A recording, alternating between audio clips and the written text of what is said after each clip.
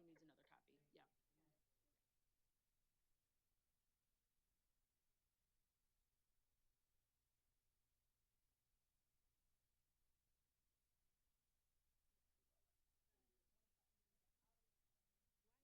Yeah.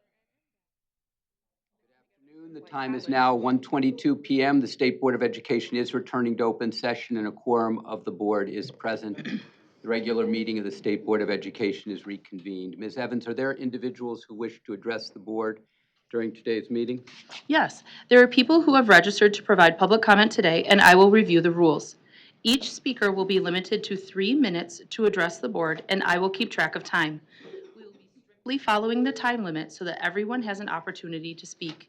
Please finish your sentence and end your comment when the timer goes off. Thank you for your cooperation. It is the practice of the board not to respond to comments during the public participation portion of the meeting. We will maintain an atmosphere of respect for all people. Any person disrespecting anyone by name or otherwise will be asked to cease. Public participation will occur in person and virtually. We will begin with those persons that are physically in the room with us today and then move to the queue online. First person in the room today is Heather Eckner.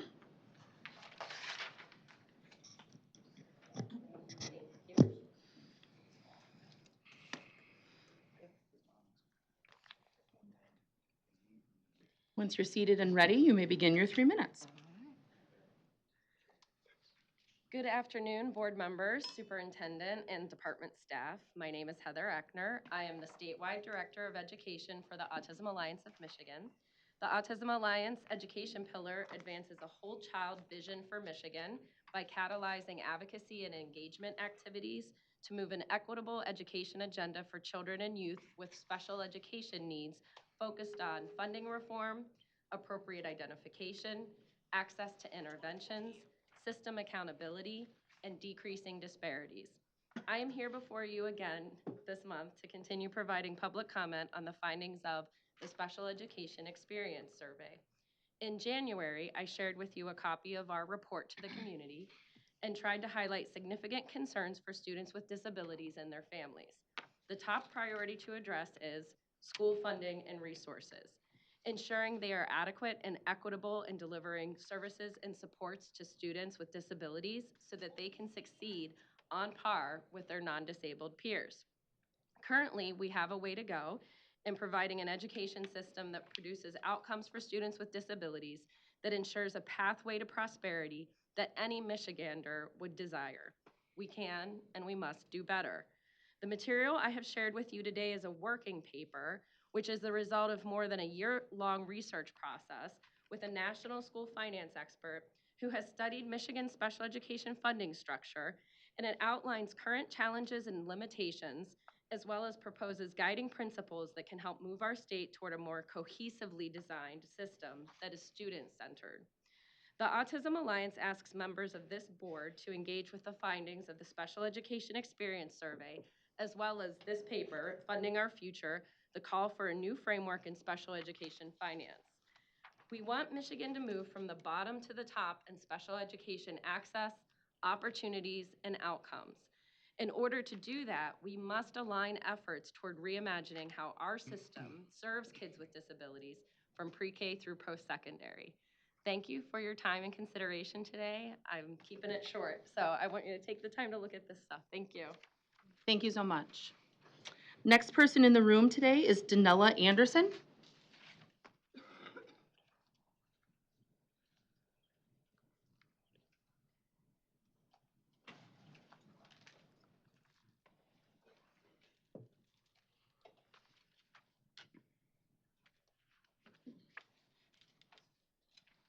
Hello. Go ahead and have a seat, and whenever you're ready to begin, you may start your 3 minutes. Okay.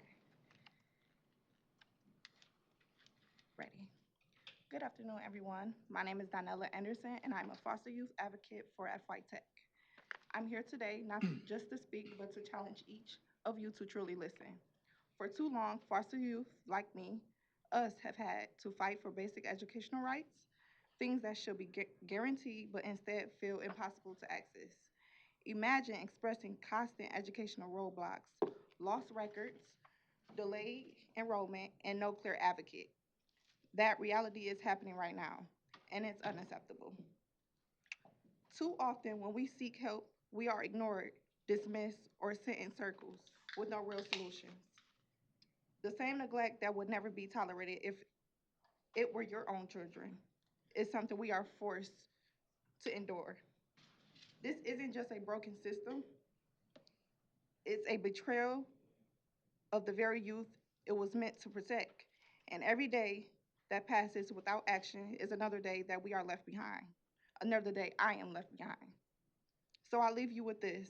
When the next foster youth comes forward looking for answers, looking for hope, what will they find? Another failure, another excuse, or something different? Because our future depends on what you choose to do next. Thank you. Thank you so much. Next person in the room is Cassandra McLaurin.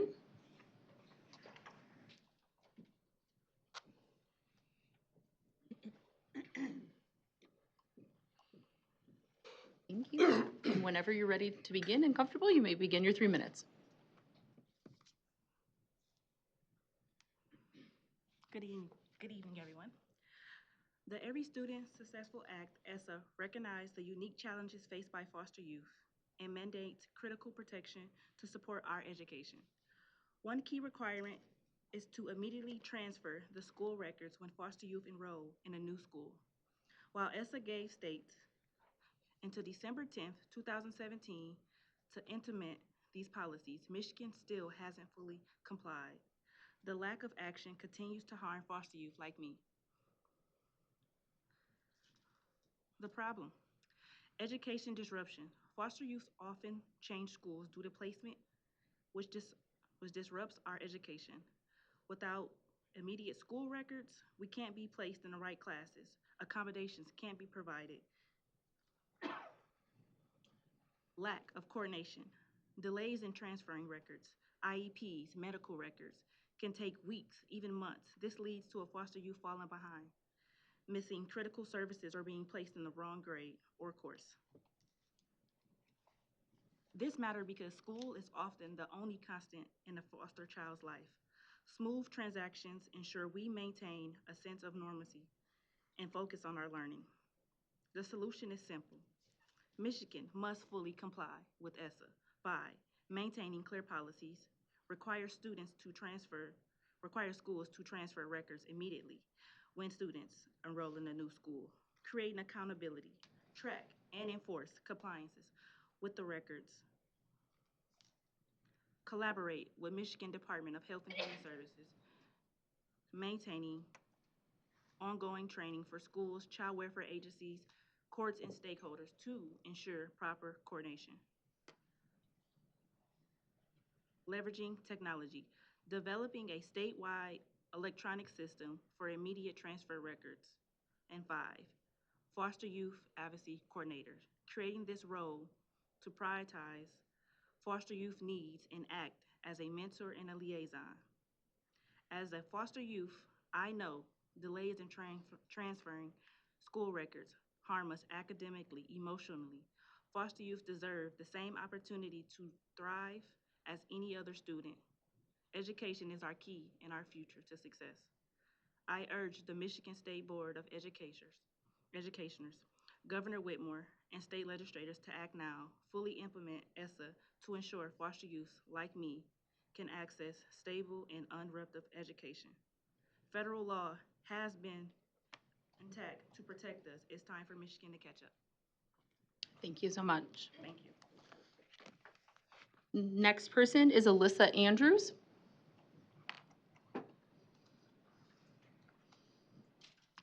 Hello, and whenever you're ready, you may begin your 3 minutes. Good afternoon, everyone. My name is Alyssa Andrews, and I'm the Communications Director for Park West Foundation. I stand before you today not just as a representative of an organization, but as someone who has been deeply involved in this work from the very beginning.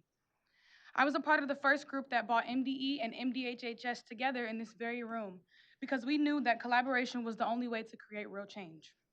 As a result of that initial meeting, MDHHS was mandated to work alongside MDE in this initiative. Yet, they were not in this room today, and that speaks volumes.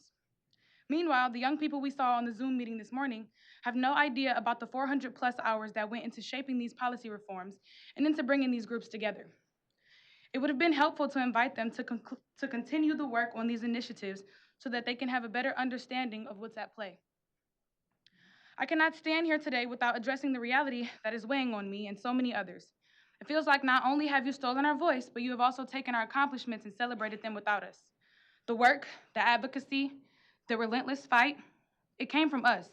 If it weren't for us, you would have never taken the initiative to fight on our behalf in these critical issues, of which have not been addressed after Kyle Grant left, including but not limited to immediate transfer of student records, involving the voices of legal parents for education, and stakeholder collaboration. And what happens to the genuine people who actually fight for us? They are mocked. They are degraded in their positions. But let me take a moment to recognize someone who refuses to let that stop her. Honorable Board Member Tiffany Tilley. Thank you for consistently uplifting our voices, for speaking up for us when our microphones are snatched away. Your integrity and unwavering commitment do not go unnoticed. To those in this room who hold positions of power, I urge you all to take a long, hard look in the mirror. Reevaluate what it truly means to sit in the seats you occupy. Power is not about titles. It's not about being seen at the right events. It's about accountability. It's about showing up, especially when it's uncomfortable. It is about ensuring that the voices of the adults who built this movement are never silenced again. Thank you. Thank you so much. Next person in the room is Sabra Jabrai. I apologize if I said your name wrong, last name.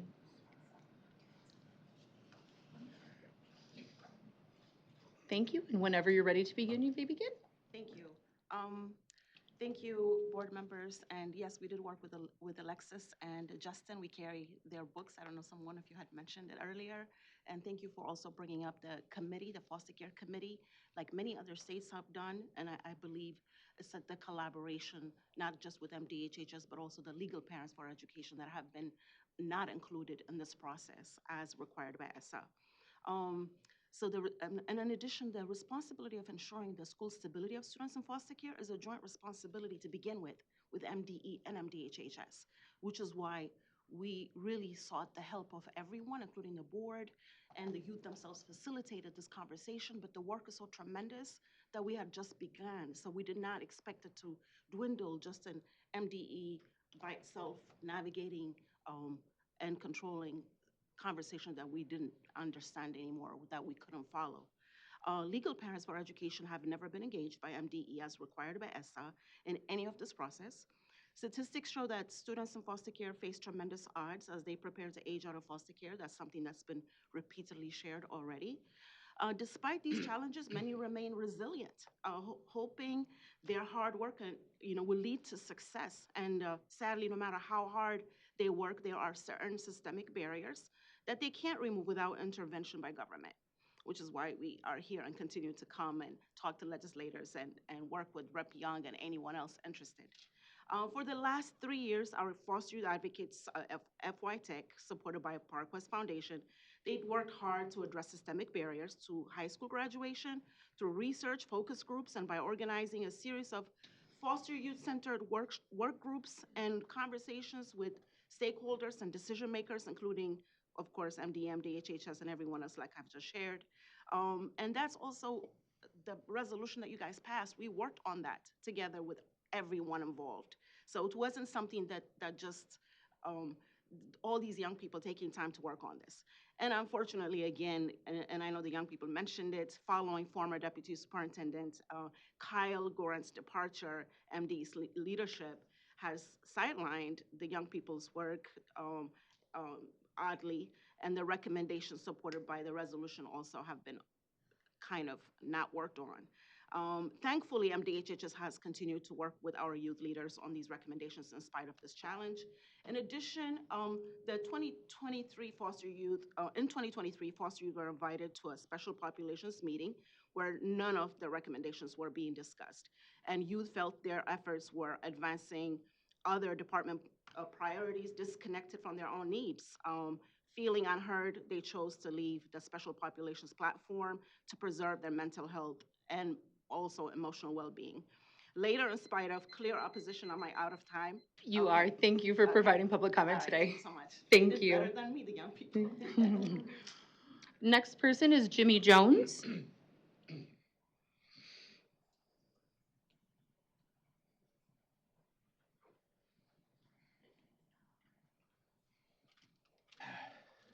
And whenever you're ready, you may begin your 3 minutes. Okay, so I didn't prepare my document all this time, and then I'm just gonna go off the cuff, cause it's Black History Month, and I just want to start with that because too often we use empty rhetoric in schools and across the nation. Right now, we got a divide: Republican, Democrats, liberal, conservatives. But when we talk about human experiences, and we like to use lived experiences, I noticed that in every space, in every moment, from the media to politics to right now, we if we don't look in the mirror and take accountability and literally step into this space with integrity and like I don't know his name, Mr. McMillan followed up with Miss Tilly statements earlier to just stop and acknowledge the fact that we have to have discernment and we have to actually put everything in context and have a proper frame and make sure we're not just being honest, but we're not telling the truth in isolation, but we're being transparent and being honest because it's not what you say, it's also what you leave out. So in this space right here, I'm just going to go off the cuff and leave room for the other statements. And before I do that, I would highlight the fact that inclusion of parents in ESSA, the need for transference of records immediately. These two things are so important because so many lives. We're not talking about the life and death that's on the line when kids don't have it. They get lost in that gray area in that gap. So we losing lives and losing kids, and we isolating the voices that matter. So to wrap up, I want y'all to leave here to really hold each other accountable. So when asked if we're going to address these issues that's clearly disrespectful or lacking ethics or lacking integrity, and we keep dismissing it in broad daylight in front of everybody, why don't we just stop with all the initiatives and just have a powwow and literally address things as it need to be addressed? Because when I learned I was young, I learned that when I had to go pick them weeds and I tried to shortchange it in the yard, and my mama just sit there and laugh at me because she know next week I'm gonna be right back out there picking the weeds again because I didn't get it at the root. So what I'm asking is to stop. I don't even want to talk about the obvious. The lived experience of youth. I feel bad for the youth who lived experience were real. But if they come into a space with adults that give them treats and stipends and set them up with information and leaving them out of the mix, to knowing that there's other youth with lived experience that's out here grinding and sweating and blood, sweat, and tears. Now they're not able to even connect with those youth in a way that allows the truth and the needle to get moved in a real way. So we are really, in this month of Black History, when we acknowledging Martin Luther King and all those that came before us, we're really, it's like a disgrace to the real work it took because everybody wasn't rocking with Martin Luther King when he was actually moving and grooving. It was a divide then and it's a divide now, and we just keep status quo is just continuously going, moving and moving. So in my last 3 seconds, I wish we can actually address those dynamics right here that's disrespectful and out of integrity. Thank you so much. The next person I have is Jimmy Ali Jones. Is that a duplicate or is that a sub? Okay, very good. Thank you. And whenever you're ready, you may begin your 3 minutes. I am here today because in 2017, the leaders promised to help foster kids, but now it is 2025 and they still have not done what they said they would. Foster kids are struggling because their school records don't transfer fast enough and they are not getting the help they need. That's not fair, so today I'm speaking up for them. Dr. Martin Luther King Jr. would not be happy about this. He dreamed of a world where everyone's voice matters. But right now, our voices are not being heard. Some leaders say they are helping foster kids, but they are not telling the truth. They act like they are listening, but they are choosing which voices to hear and ignoring the ones that tell the real stories. Like a teacher who only let the students that think they are fun talk, and the ones who will talk the bad things that happens in the class are not allowed to talk. I'm in school all the way in Detroit to come here because you need to know the truth. Foster kids deserve to have their real voices heard, not just the people that look nice and talk nice that say all the right words they want them to say. Like if I worked really hard on a school project with my best friend and then another cook took all the credit and said they did the work, that would be wrong. And that is why it is happening to foster kids right now. Dr. King stood up for what was right because some people weren't allowed to speak up. Right now, foster kids are being treated the same way. They don't get the chances as other kids, but as that is not okay. The uh, the adults in charge are supposed to lead the way, but instead they are making the problem worse. Adults should do better. Thank you for allowing me to talk. I hope things get better for foster kids and people let foster kids be heard soon. Thank you. Next person in the room is Trinity Jones.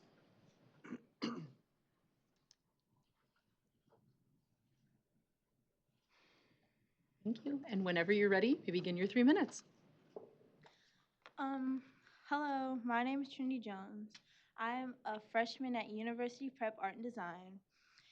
In my experience in public schools from 7th to 9th grade, I have been sexually assaulted and harassed on many occasions. When I reported these things, I was met by adults that didn't treat it like it was right, like it was a real problem. They told me not to report it because when I did, it would not be solved. As one of the youngest advocates with Park West Foundation and working for so long, I realized that it was, as one of the youngest advocates with Park West Foundation and working for so long, I realized it was the same problem that kept repeating itself. Adults in positions of power that causes more problems than it solves. It's hard to speak up about one of the many problems that you have been through when you constantly have people telling you nothing is happening. This is not the first time this has happened. MDE has vaguely talked about some of the problems that foster youth go through. We could do far more if we work together.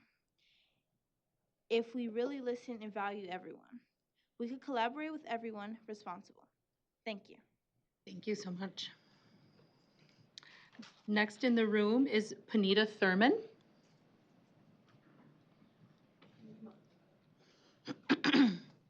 I'm sorry? Yeah, she can speak and then you can speak. That's fine. Mhm.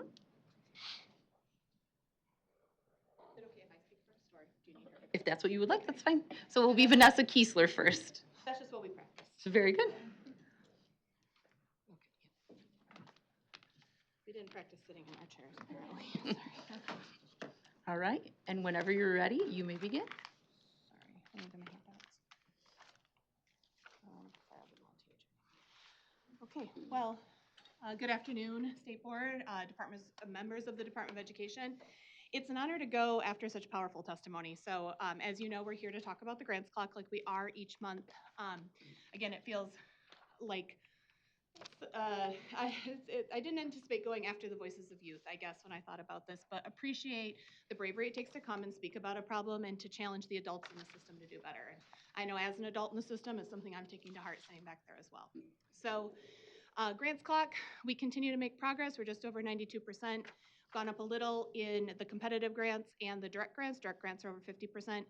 Like we talked about last month, we're down to the ones that are harder. I know you had a presentation this morning on the literacy work, and it's moving. We've heard from the field praise for the department on getting the committee together, getting things moving forward. So congrats. There's a lot of technical steps in that legislation, and I know you're doing a great job getting that going. So I also want to take my last 2 minutes to kind of step back and remind why we're even started doing the grants clock and how this matters.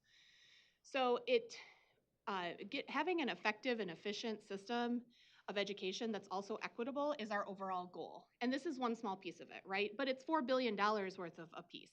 And while this board and this department is charged with the logistics of getting the money out, there are more players in the game for how we structure our budgets and how we allocate money. And we are being asked all the time by legislators to advise on the next budget. We talk to the state budget office, the governor's team, and so we use the data from this exercise to point out things like competitive grants take a lot longer to move than some other grants, or it's an inequitable burden on districts when you ask them to apply for all their funds, that creates barriers to the kind of funding and supports that we need. So while we come here and update you on the progress because we all know it's important, we know it's important to all of you that this happened and because you are the ones doing the work, More broadly, it fits within our call for an efficient, effective, and equitable education system. And I appreciate the call for the adults in the system to kind of get it together on behalf of kids, and also the call for collaboration and moving forward. It's difficult times, but we can make progress together. Superintendent Rice, members of the board, and department staff. I'm grateful to be here to join my colleague Vanessa as a board member of Launch Michigan. My name is Punitha Thurman, and I am the Vice President of Strategy at the Skillman Foundation. We are deeply committed to the efforts of Launch Michigan as an entity thinking about whole-scale transformation of the system. Skillman Foundation's people-powered education, our recent strategy, really centers people and policy, the powerful young people that we heard just before us, many like them, the adults in their families and in their neighborhoods. We believe policy decisions should be driven by those who are most proximate. Their insights should matter the most. And so I'm grateful that we were able to bear witness to the powerful testimony of the young people ahead of us. There are many leaders in this room, down to every classroom across our state, that's battling a system that isn't well designed to serve the adults or the students. Launch's reinvention pillar, alongside resources and responsibility, is essential. We know that wholesale transformation will take all of us, and the Department of Education is a critical element of that solution. A powerful, high-capacity, well-resourced department is essential for any transformation aligned with the components of a whole system reform, to have a clear and compelling vision that everyone, in whatever seat they hold, is contributing to, including policymakers who resource the system and the department. Every state that we have seen and studied where they are showing transformational outcomes has a high capacity Department of Ed. And our efforts here around the Launch Grants Clock, as Vanessa has mentioned, are not an effort to shame the department or anyone working within it, but recognizing that there is a system that is not designed well. And part of all of our efforts is an imperative to redesign the system from top to bottom and to resource it fully and to be accountable ultimately to the students and families that are served every day. Thank you for allowing us here. Thank you. We will now pivot to those that are online today. Hello, caller, can you hear me? Yes. Very good. If you could please state your name and where you're calling from, you may begin your 3 minutes. My name is Angela Cater. I'm calling from Dearborn, Michigan. Very good. I would like to address the serious issues facing our special education students in our schools. When board member Nikki Snyder proposed discussing these critical concerns, they were left off the agenda. It appears she's being silenced simply due to partisan politics. But what all of you don't seem to understand is that special education isn't about political parties. It's about our children. The systemic silencing of concerns has to stop. We need real oversight, real consequences for violations, and real protection for families who speak up. As a parent, I've experienced these problems firsthand. My own son was repeatedly placed in a seclusion and restraint room without my knowledge or documentation. This is just one example of many of what families across our state are experiencing. Even when families gather the courage to file state complaints, nothing changes. Our families are struggling. When families try to advocate for their children, many face what feels like retaliation. Parents are afraid to speak up. The atmosphere of intimidation makes it feel like dealing with a criminal organization, like dealing with a mafia, not an educational system meant to protect our kids. We need immediate changes to ensure every special education student receives appropriate services and treatment with trained professionals. The board has a responsibility to address these systemic issues. Yet only board members Nikki Snyder and Tom McMillan have shown real commitment to protecting our special education students. The rest of you congratulate yourselves on minor changes while ignoring the serious problems destroying families' lives. Perhaps if your own child was thrown into a seclusion room and faced with trauma without your knowledge, you'd feel more urgency to act. When will you all stop the self-congratulation and take meaningful action to protect our most vulnerable kids? When will families finally see change? Thank you. Thank you.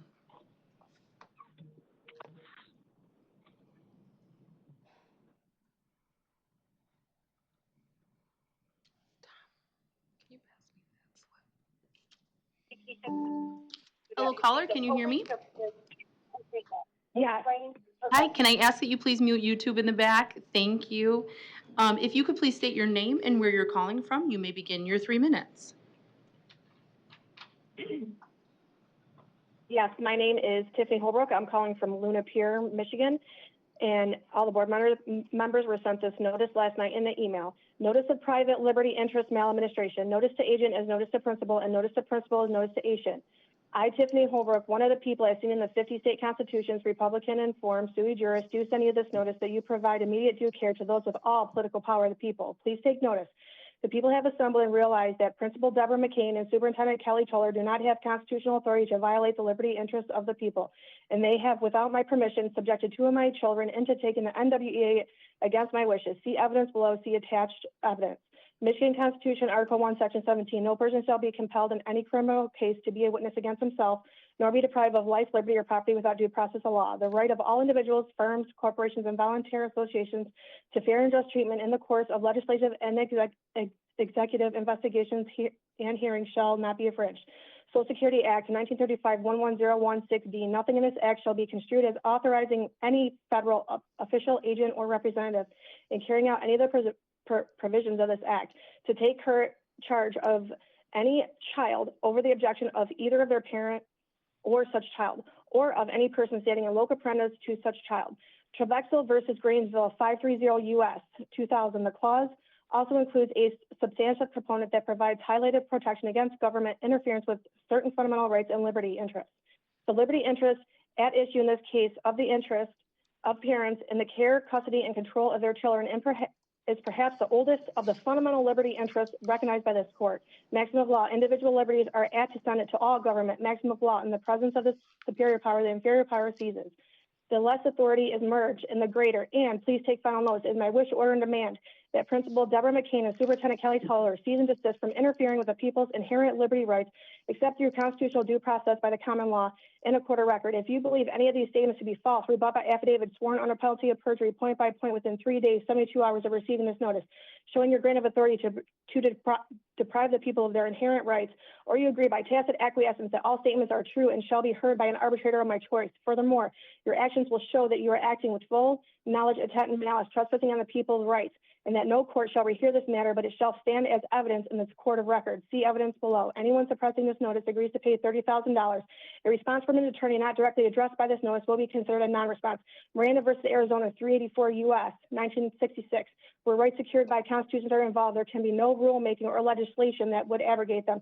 Parents have fundamental rights. See the YouTube link I sent. Maximum of law. The main object of government is the protection, preservation of personal rights, private property, and public liberties, and upholding the law of God. Maximum of law. No free man shall be deprived of life, liberty, or property, but by the lawful judgment of his peers, or by the law of the land, that is, by the common law. This notice is sent in the peace and love of Jesus Christ, that you provide immediate due care to those with all political power, the people. And your statute, MCL 380.10. Thank you so much, caller, for providing your public comment today. Thank you. Thank you.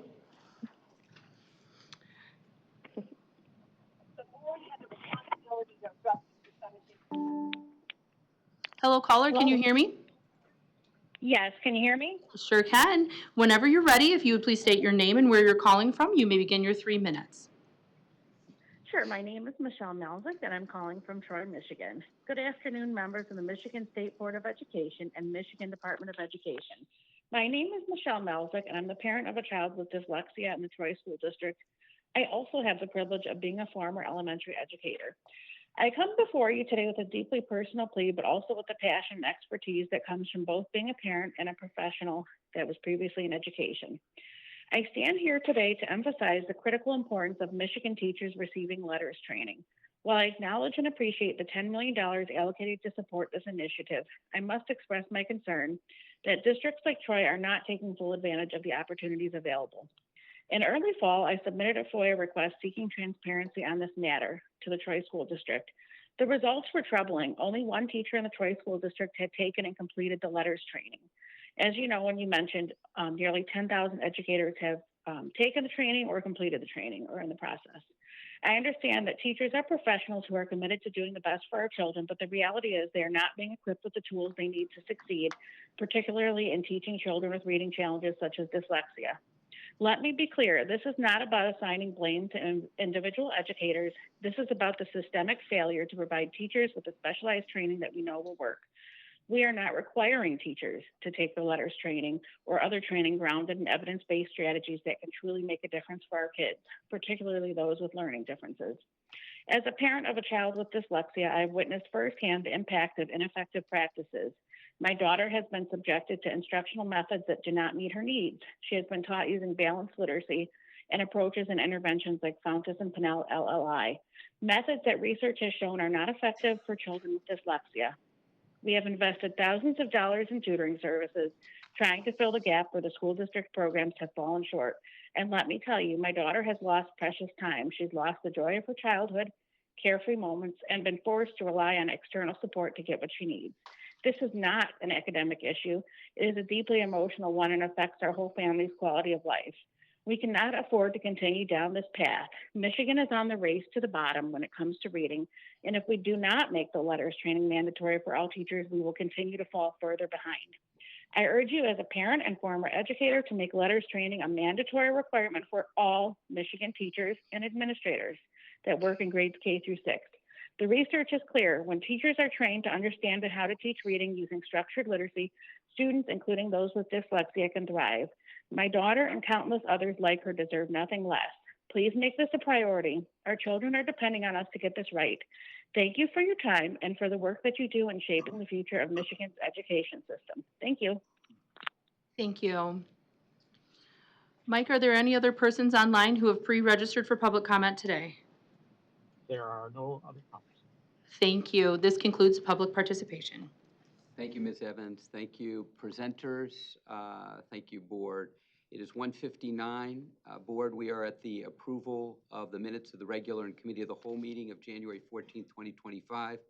May I please have a motion to approve the minutes of the regular and committee of the whole meeting of January 14, 2025?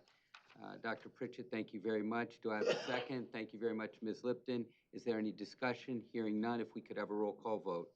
Bullock? Yes. Lipton? Yes. McMillan? Yes. Pritchett? Yes. Pugh? Yes. Robinson? Yes. Snyder?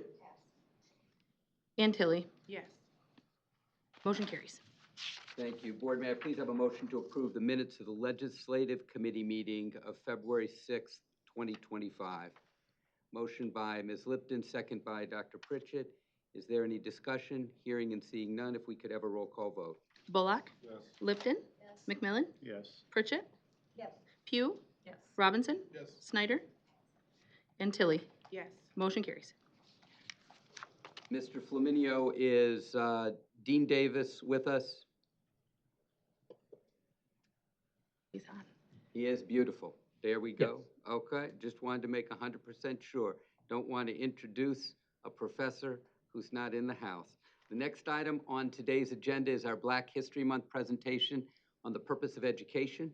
Professor Ilya Davis is the Director of Freshman and Seniors Academic Success, Director of the Morehouse Accelerated Academic Program, and Professor of Philosophy at Morehouse College. Professor Davis has been selected by the students as Professor of the Year 3 times. He is a 1989 philosophy graduate of Morehouse College, a regular contributor to Atlanta NPR affiliate WABE, and the Martin Luther King Jr. Day speaker for the United States Department of Labor for the past 3 years. He has published on African American religion, African American sororities and fraternities, the thought of Dr. Benjamin E. Mays, and the ethics of educational diversity. Professor Davis is the proud father of 2 young ladies, Elan and Anya Davis, both graduates of Spelman College, and is a member of Omega Psi Phi Fraternity Incorporated. On the recommendation of Ms. Tilly, we welcome our presenter virtually today. Professor Davis, Dean Davis, welcome.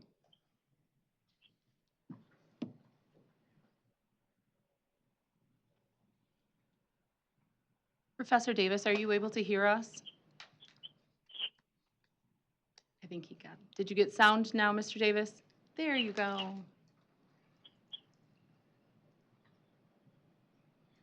Can you hear us?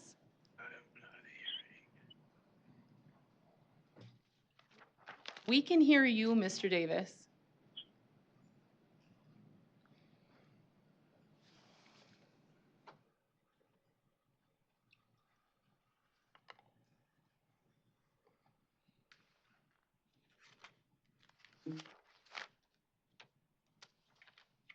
We can hear you. Test, test. Can you hear? Yes. Yes. Okay. Wonderful. And you can see me. Yes.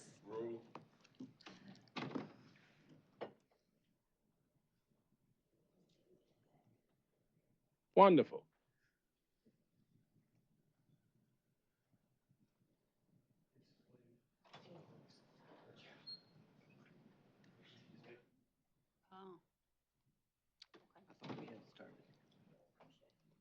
I don't think he can hear us. He can't hear us. I'm messaging him. We can hear you and see you. Intro is done. It's on his part.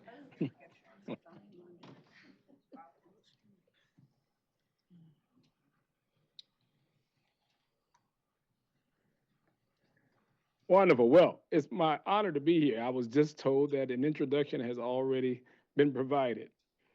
So I am he, whomever has been introduced. That would be, and I'm assuming again that the sound is functioning properly. It is a pleasure to be with you all today. I obviously would like to thank Tiffany Tilley, who extended the initial invitation, along with Liz Evans. I'm assuming I may be able to see her face. I've never, there you are. Thank you. So I appreciate your diligent work, even when I was negligent in contacting you when I should have. I appreciate you for being patient. Upon my initial invitation, I was a little taken aback, mostly because boards are always interesting functions of institutions. And being a college professor, you know, we have a very unique relationship to boards as professors and administrators at schools. So this will be my first time speaking to a board of such structure. So I appreciate the opportunity for you to allow me to rehearse arguments with you and on you in this regard. But the focus, the purpose of education, and I'm assuming everyone did receive the copy of an essay written by Martin Luther King Jr. when he was a junior at Morehouse College, written in 1947. The article is from the Morehouse College periodical, The Maroon Tiger. And to say that a young 17-year-old was wise beyond his years would be an understatement. As many of you already know, Martin Luther King Jr. came to Morehouse when he was 15 years old. And so his junior year, he was 17 when he reflected on the purpose of what he considered to be the purposes, I would say, of education. And so that led me to consider those reflections as I speak with you today. As you noticed in the essay, or will notice, that King's insights, I think, are as pertinent today as they were in 1947. King was reflecting on the state of education, particularly at Morehouse, but again, I believe could be fundamentally ascribed to education throughout the country, and that is, what is the motivation for learning, and whether or not that motivation should be predicated upon utility. Now, in philosophy, we would like to try to be as clear as we can. So I would say utility here has to do with whether or not someone would reduce their education to mere functionality. That is, I merely go to school to do something later. I merely attend classes in order that there may be some end in store that would benefit me. And usually that's looked upon It's quite disturbing. Why is that? Because there is a fundamental belief that I subscribe to, and as others as well, that one needs to learn to engage in activities because of the inherent value of that activity, not reducible to the utility of it. So, my short version of the purpose of education is the cultivation of what it means to be a human being. Now, all of you are far more experts than I am on primary, secondary education, and I've been teaching college for about 25 years. And one thing I have noticed is the outcome translated as entering students into college seems to be quite interesting, and that's a euphemism. And what I mean by that is many of our students have come to college merely seeking employment, trying to look for careers, trying to seek a profession. And what I offer today is a reflection not so much on seeking a profession, but a vocation. Now, my Catholic brothers and sisters are quite familiar with the term vocation because they have done an excellent job over the centuries of trying to get people to focus in on their vocation, whether or not it be religious or otherwise. And I think it's pertinent to our conversation, and that is whether or not one could engage in the development of who one is as a human being through educational structures to achieve something like a vocation, that is, a commitment, a calling in life. And so I will often find students entering here at Morehouse College not really being clear about how to discern vocation. And I often attribute that to their early education. And so I have to speak to them and say, what is it about college that led you to believe that all you needed to do was find employment? That you did not understand that the fundamental task coming to college is to understand what it means to be the type of being you are, a human being. I find it quite interesting how, in our present situation, that I can find STEM programs all over the country. There are STEM programs from schools that usually aren't STEM focused, but nonetheless they provide it. And we've been given the little, the crumb of calling it STEAM sometimes, but for the most part, it's STEM. Now, why does that disturb me? Because I often ask the students, where do you go to learn to write poetry? Where do you learn to cultivate a sense of commitment to yourself and higher ideals? Where does this happen?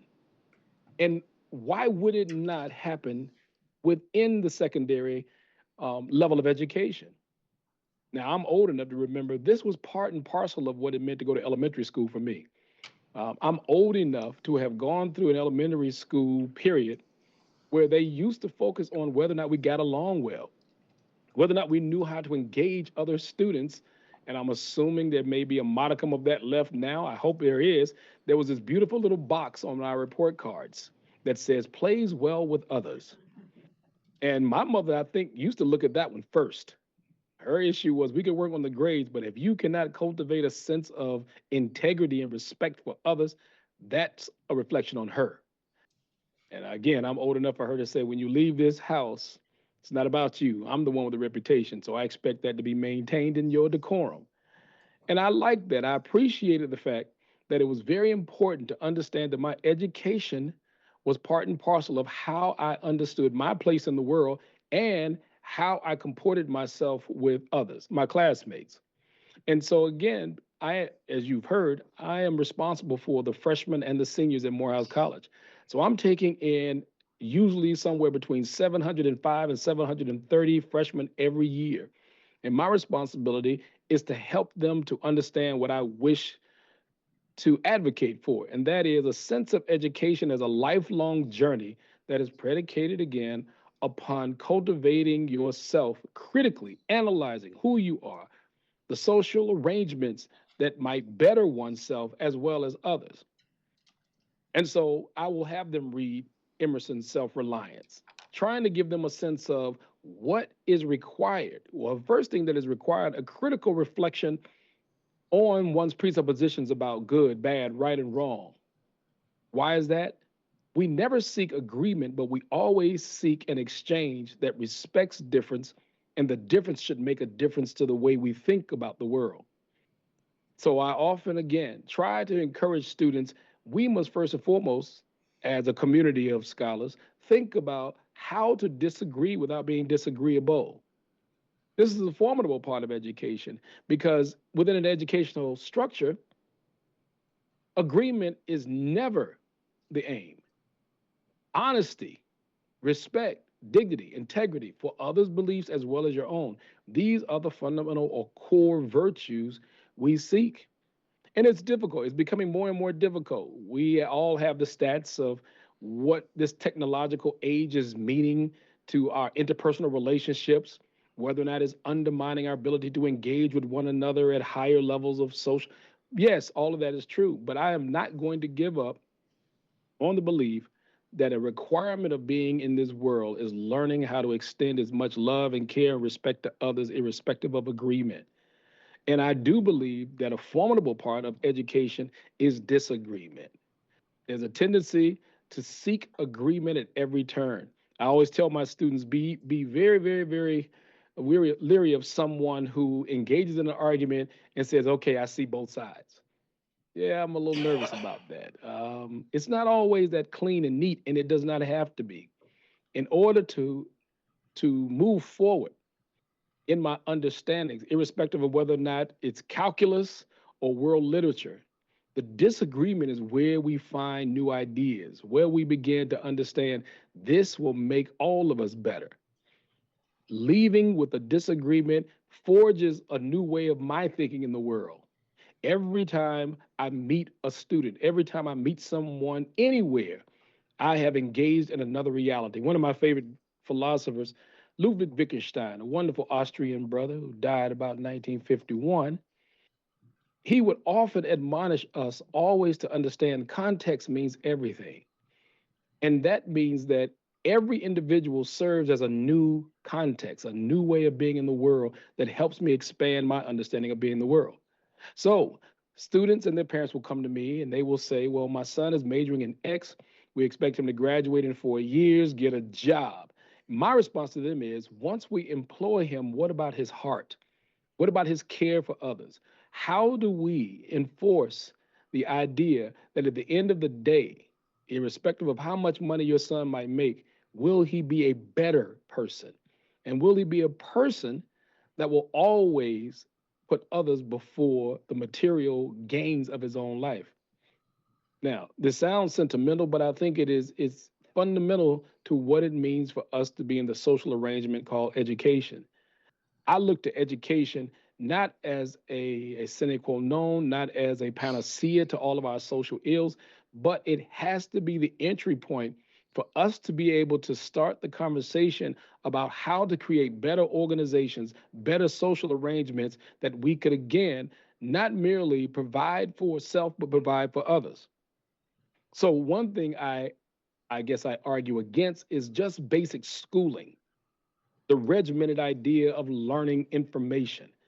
I prefer that people understand the structures and the nature of the things they engage versus merely rote, merely learning information. We have great students here at Morehouse College. They've done exceedingly well. Something that was not a part of my educational background, the exceeding of the 4.0, that was something I had to get used to. So we have students who have 4.5s and 6s. Um, they have wonderful standardized tests. But as those of you who read the Martin Luther King article, intelligence isn't enough. It says intelligence plus character is what he was arguing for. And I agree. I think that is a sincere sentiment that needs to be practiced. How do we develop and cultivate character in our students? Now, immediately, I can hear again the critique is, what lessons do we teach? It's not about the specificity of learning the lessons of moral reflection and social arrangements. We need to develop the tools that help students critically analyze the various options whereupon they can employ their imagination and creativity and selecting.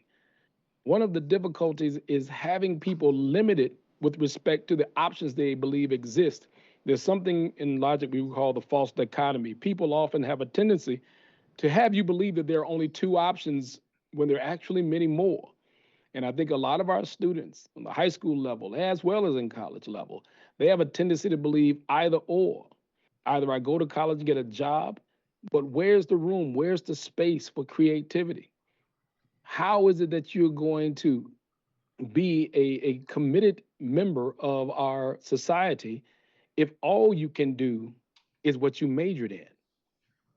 So again, I have to turn to the students and say the fundamental difference here has to be your development of character. So you all being more expert in this area than I am, my question to you all is whether or not we can begin to think about high schools, maybe even middle school and primary grades, but high schools cultivating a sense of what we call in college liberal art education, right? Because the aspiration of liberal arts education is to have them more expansive in how they understand the nuances and the complexities of disciplines, worldviews, different cultures, ethnicities. One of the beautiful factors of learning about different ethnicities and racial groups and gender and sexuality is that I know that I'm a privileged individual by virtue of being a man, by virtue of me being a heterosexual, and it allows for me to see worldviews of others when I read texts that are different. When I read James Baldwin, I refer to Shakespeare's Billy as a close friend of mine because of this. King Lear being one of the greatest things I've ever put my mind to, and I've been able to grow and understand the nuances and the possibilities of being a human being in the world because I've read something outside of my own purview. I think that you can't underestimate how profound of an impact that has. When I read Audre Lorde as a student at Morehouse, I had never read feminist thought before, but it forced me to recalibrate my own sense of what is good, bad, right, and wrong. How does the world look to someone unlike myself? That's a formidable part of what I believe to be a virtue of being a human being. And so I take great pride in saying that I try every day to read and study and learn ways of being in the world unlike the way I grew up. And that requires a very liberal arts approach. What would it have meant for me to go into high school? Now, while I went to high school, we did math, we did calculus, pre-cal, physics, but no one ever asked me to stop to think about what does it mean to do geometry? What does geometry say to you as a human being? And I'm glad to say that I can tell my students now, when I think about the nature of geometry, I'm asking them to consider what does it mean to engage in the philosophy of space and how it's parceled up, how we segregate the world we live in its complex dimensions. And then they pause and say, "Oh, I didn't learn that at high school." I say, "Yes, we're going to have to do something about this." Or if I ask them, what are the implications for being a human in light of black holes? Does that change your view of what's real? Is it going to impact how you're going to now understand your own location? All of us will remember this is part of what got Copernicus in trouble. When he changed from a geocentric to a heliocentric view, the world stopped. Not literally, but it stopped intellectually. Why? Because the worldview held that the earth was the center was taken off. It was taken off kilter. Everybody was confused. How is it that this is not the best of all possible worlds, as Leibniz tells us? This has to be the center of everything. But once Copernicus introduces the idea that it isn't, you had to recalibrate your own location and your own value. The beauty of educating someone this way, this is what I believe is of value. The purpose of education has to be more expansive. It has to include the idea of being a type of person who is fallibilistic. That is, we rely on the knowledge that we have to date, but we're open to the possibility of revision in light of countervailing evidence that tells us that no longer holds. Evidence now overrides your presuppositions that allowed you to believe that before. And we have to be open and willing to change in light of that. So, using my own education, high school and elementary, looking at the students that we get today, one of the things I'm afraid of is a loss of imagination. And all of us know many things that contribute to imagination and education, from music to art. And once, as in Atlanta here, many of these things have been extracted from our system. I am worried. Where does a student go to be creative and have it valued in that marginalized, oh yeah, she paints too? No, it has to be a fundamental part and an element. And I'm trying to encourage my students, even when I speak in high schools. I work with a high school around the corner here, Booker T. Washington, the oldest black school in the state of Georgia. And I try to talk to these students, as you begin to think about college, I need you to first and foremost think about the type of person you'd like to be. I'm not telling you what that is. I just want you to concentrate on it. So if you believe that you should be a math major, a physics major, an accounting major, where are you in this field of study? And then the last part is, where will others be within this discipline? How is it that you're going to engage in such a way that service to others becomes a fundamental aspect of your intellectual engagement?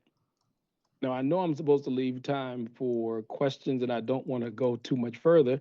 So I will resolve my comments there and allow for us to at least have some exchange. Can you hear us yet? Nope, he still can't hear us. I'm gonna ask if I can call him on his cell phone, because if I can call him, then we can do it this way. And, Here he goes. and if we can, maybe you put that on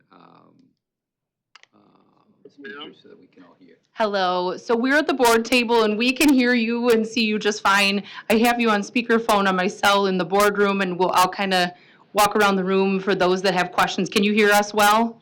I hear you through the phone perfectly well. Yes, ma'am. Very good. Okay, so.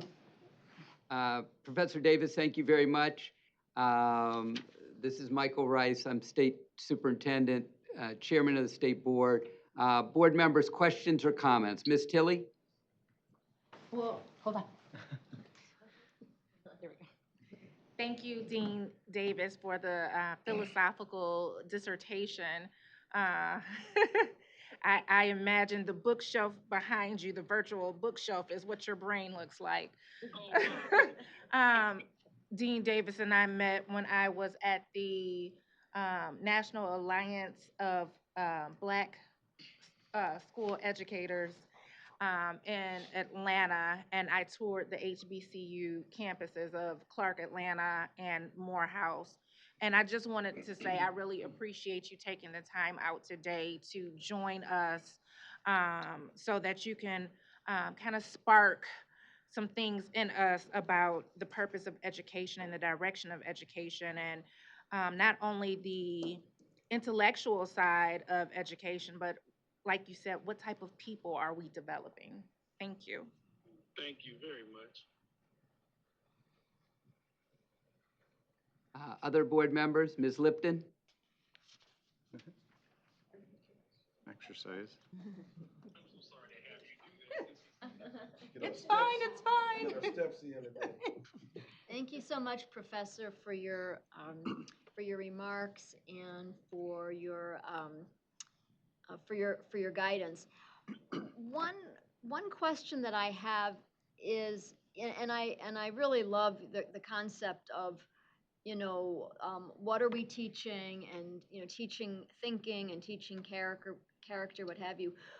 Do you have any sense of the effect that the sort of the prevalent use of social media amongst young people, particularly college students, how is that, in your mind, affecting their ability to sort of be educated the way that you're suggesting? Now, see, now you have really shaken my waters. That's a brilliant question. It really plays a major role because, for example, I'm teaching critical thinking presently. And what is required is to assist, never to tell, but to assist students in discerning, trying to figure out how do you determine the truth of statements, of propositions that are acquired through social outlets.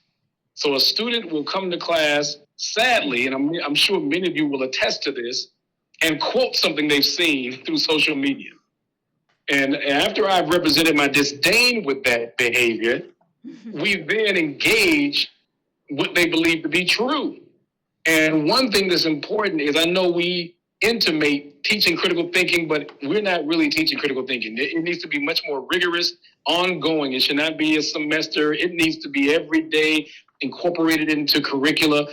And so my job is to always force them what do you understand by the epistemic grounds of the claims? That is, what are the forms of evidence? Who told you that? How is it that you now will acquiesce your own critical gaze or evaluation to some external sources? Are these sources that you're supposed to trust?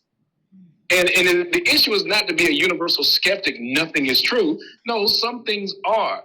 But it's very important when they imbibe information from social outlets, I want them to always say, how do they know? Right? What's the evidence that's being provided here? Should I trust the resource from which I have gathered this information? That doesn't make it true. It just seems to push them in ways that they should not summarily give over their minds to anyone. That's why I have them read Emerson's essay on self-reliance, because he tells them there, imitation is suicide, right? The idea is you want to think for yourself. Or I have them read Immanuel Kant's What is Enlightenment? Dare to think for yourself. Sapere aude. You must challenge yourself. And so I constantly get students who will, and they'll laugh about it. Professor Davis, I saw this online. What do you think? You know what I think. Where did you get this information? Who said this? And this is the last part. Why would you believe that? Right? So it's an ongoing battle with them because sadly, and I have two daughters, both of whom graduated Spelman, I have to fight with them about what they take to be legitimate information. I really have to fight with them every day. Well, Dad, you just don't know everything. I don't, but I know what I don't accept. And that's the website that you just came from on TikTok. Thank you. Thank you, Ms. Lifton, Professor Davis. Mr. McMillan? Professor Davis, this has been enthralling, to be honest with you. I was just with families and all of our families this weekend. We have 9th, 10th, and 11th graders, and we were debating the purpose of education, the philosophy, and how much of it needs to be practical or utilitarian. How do you, how to create, and we're looking at direction for our kids. You seem to be talking a little bit about kind of classical education to some degree, but I wonder if that does kind of align with, the trivium, the quadrivium, and we don't hardly have any of that. I know there's one charter school that had to find, I don't even know who they had to find a district that was in financial straits and difficulties in order for them to actually charter them to become a classical school. But we don't foster classical education here in Michigan, and so I just was wondering if that does kind of align with what you're talking about, and then also, and this is I could listen to you for hours and hours. I hope there's a lot of YouTube videos of you, but I mean just why are we so utilitarian? I mean, I would say 90% of schools and what we do is about either getting into college or getting in a job. I mean, they're utilitarian. There's no, I'm so encouraged by your discussion. I just hope it goes further. But yeah, just as far as classical education, would that be something that kind of aligns with some of what you're talking about? Hold it up to the mic. And I would say to what you just, yes, you're absolutely correct. The trivium, yes, all of that. And if my introduction was read as I sent it, I have been bitten by the University of Chicago core, which is fundamentally grounded in traditions.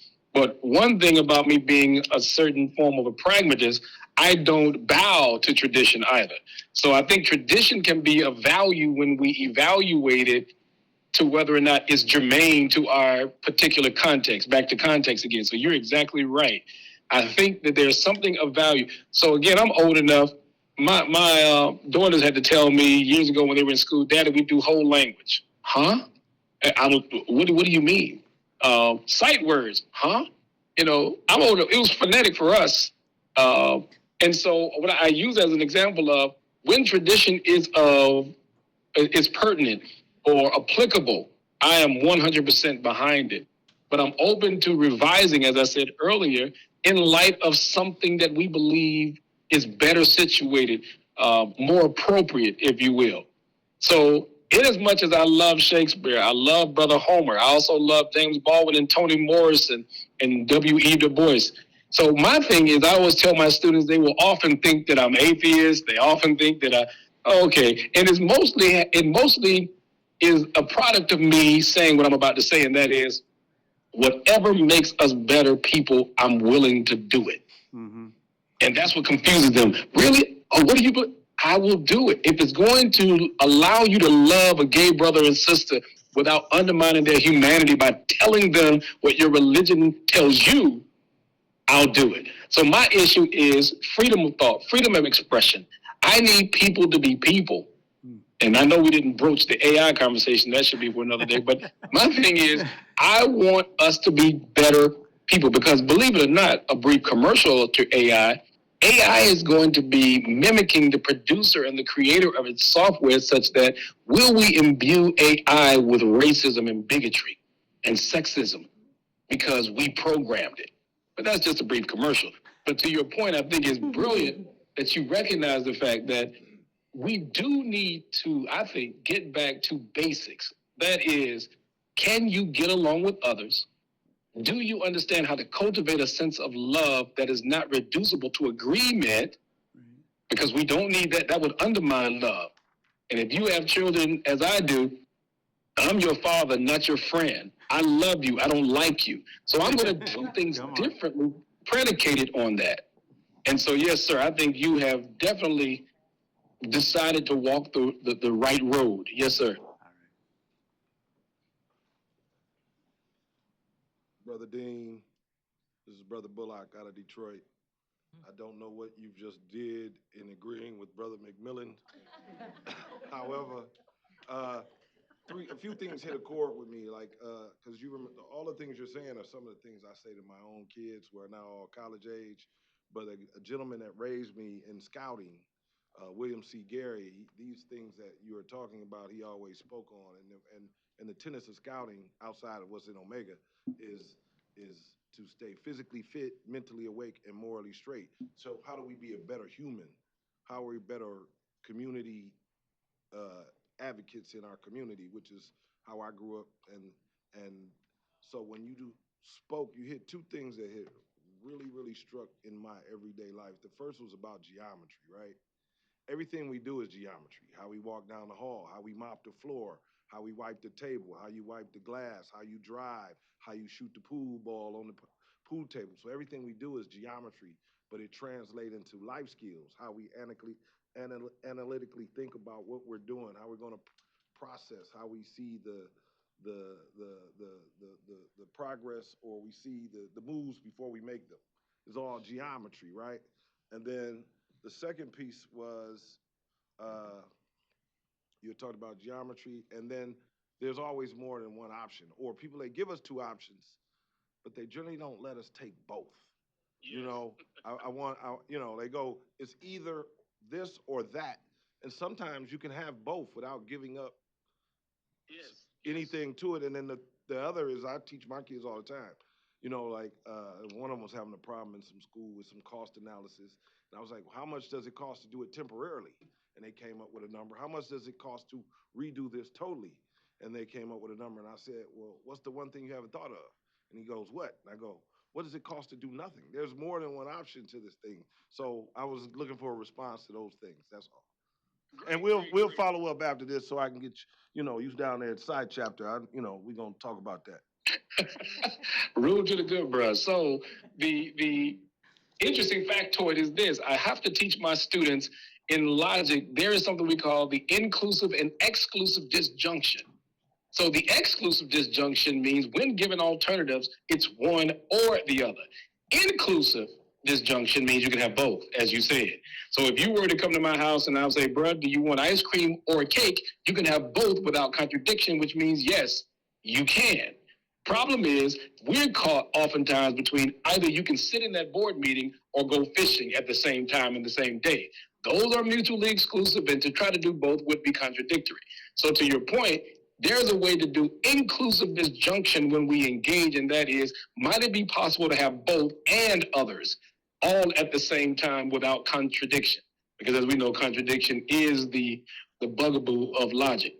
And so I think it is important to realize sometimes when we're given options, we have to be more malleable because oftentimes the problem is not that we can't. People don't want you to, as I think you were intimating. They don't want you to have two options. They want it either or in an exclusive way. And I think we should not create what we call false gray areas. These created gray, well, I can't tell if it's true or not. Yes, you can. Yes, you can. And we're going to fight with each other until we do. Again, learning to disagree without being disagreeable allows for you and I to go back and forth, realizing that we're becoming better people. And I'll say this, let me throw this in. I always tell my students, I was a philosophy major at Morehouse.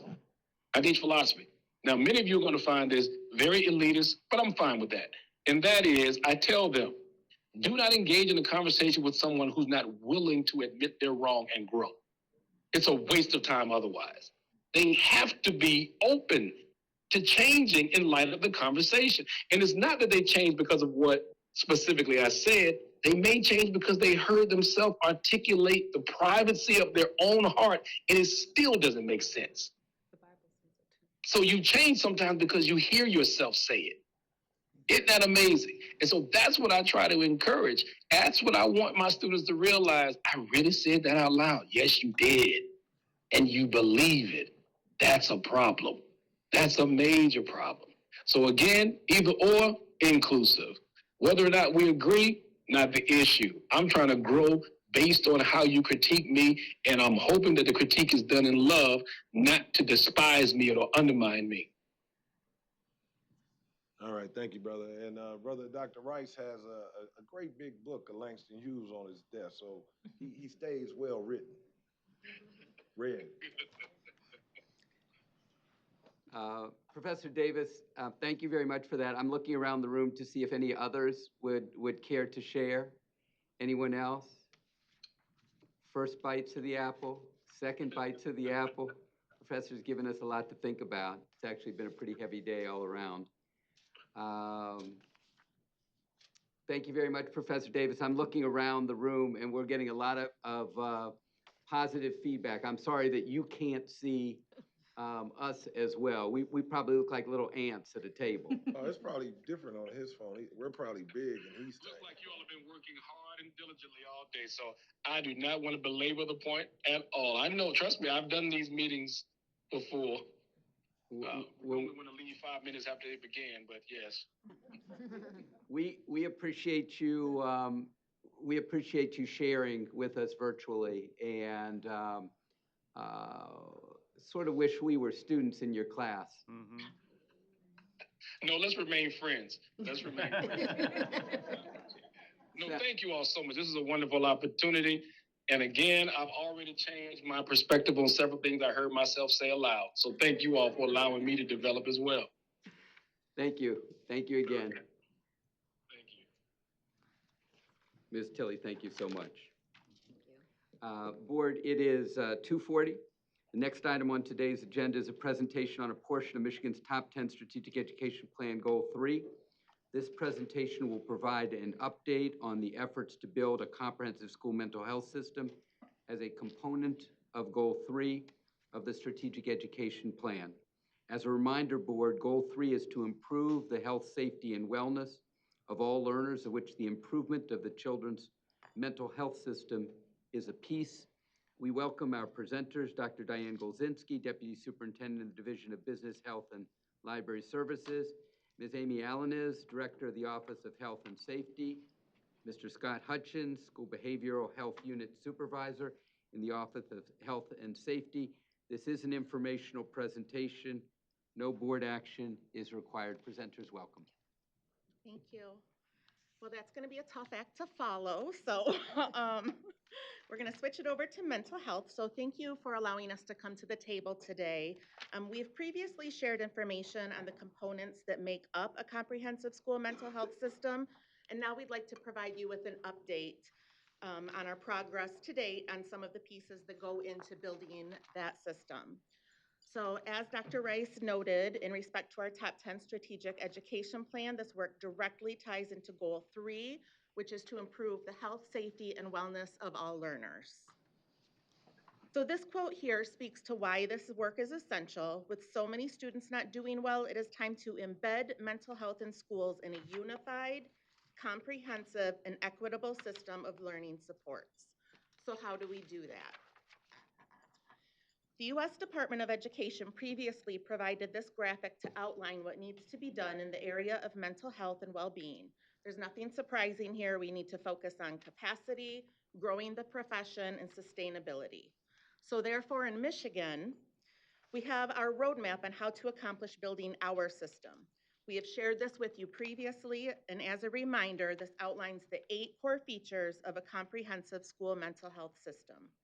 These core features include the well-trained support personnel, mental health screening, the collaboration between the family, the school, and the community, using best practices, completing needs assessments and mapping current and required resources, using data to inform decisions, building this into a multi-tiered system of support, otherwise known as MTSS, and finally, looking at the funding possibilities. So at this time, Dr. Gozinski will provide some updates on the progress we have made and some of these core features. We'll start with 2 core features, the well-trained educators and specialized instructional support personnel, as well as the family, school, community collaboration and training. So what exactly are we doing in this area? We are working on training these mental health providers on the best practices in 3 specific areas: methods and approaches to help students meet their therapy goals, suicide prevention and treatment, and providing services in a school setting versus a clinical setting. So it's important to remember that while we have funding to help bring in mental health personnel, not all of them have worked in a school setting before. They may have worked in a clinical setting. So we're working on trying to assure that they understand what they're working on with the students in that school setting specifically.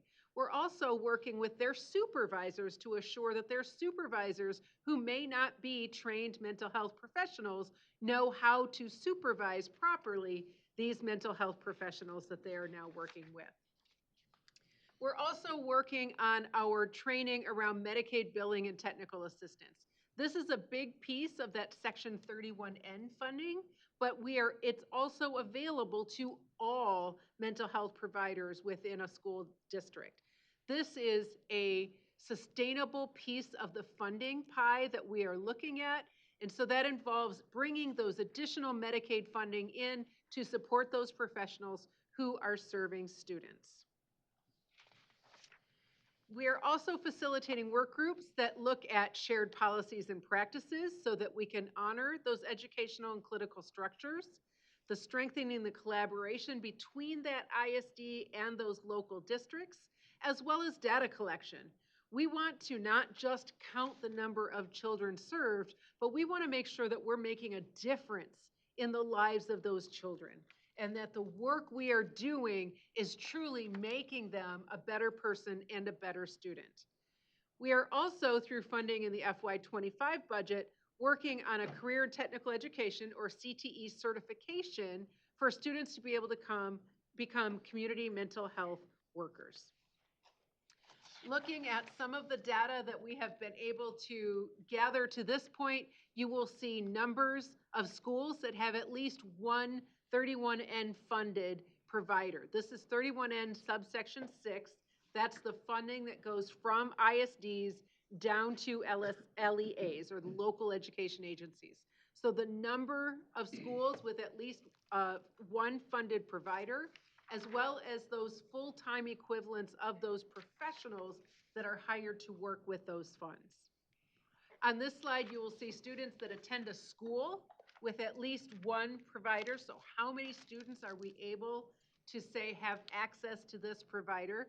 As well as then on the right, the unduplicated number of students that receive direct services from those providers. So as you can see, as we started in 2019, the first iteration of funding in subsection 31N, we have been able to grow those numbers each year. We continue conversations about how we can strengthen the data collection and, by extension, continuously improve this work that we are doing for improving the mental health of our students. Next, we want to talk about that needs assessment and resource mapping component.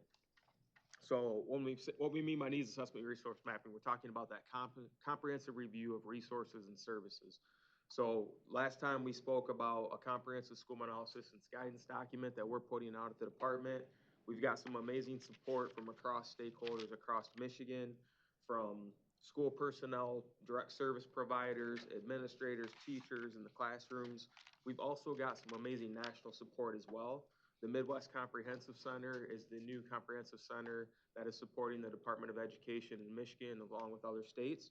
Previously, we're working with Region 8, and again, now we're working with the Region 7 Midwest Comprehensive Center. We've also got the National Center for School Mental Health providing us feedback. They're the ones that came out with those 8 core features that Dr. Gozinski mentioned that we're kind of using as our pillars as we create this comprehensive mental health systems guidance document. So when we talk about evidence-based and emerging best practices, what are those rigorously researched interventions, those programs that have proven to be effective? We've previously shared with you the success we've seen with BH Works platform.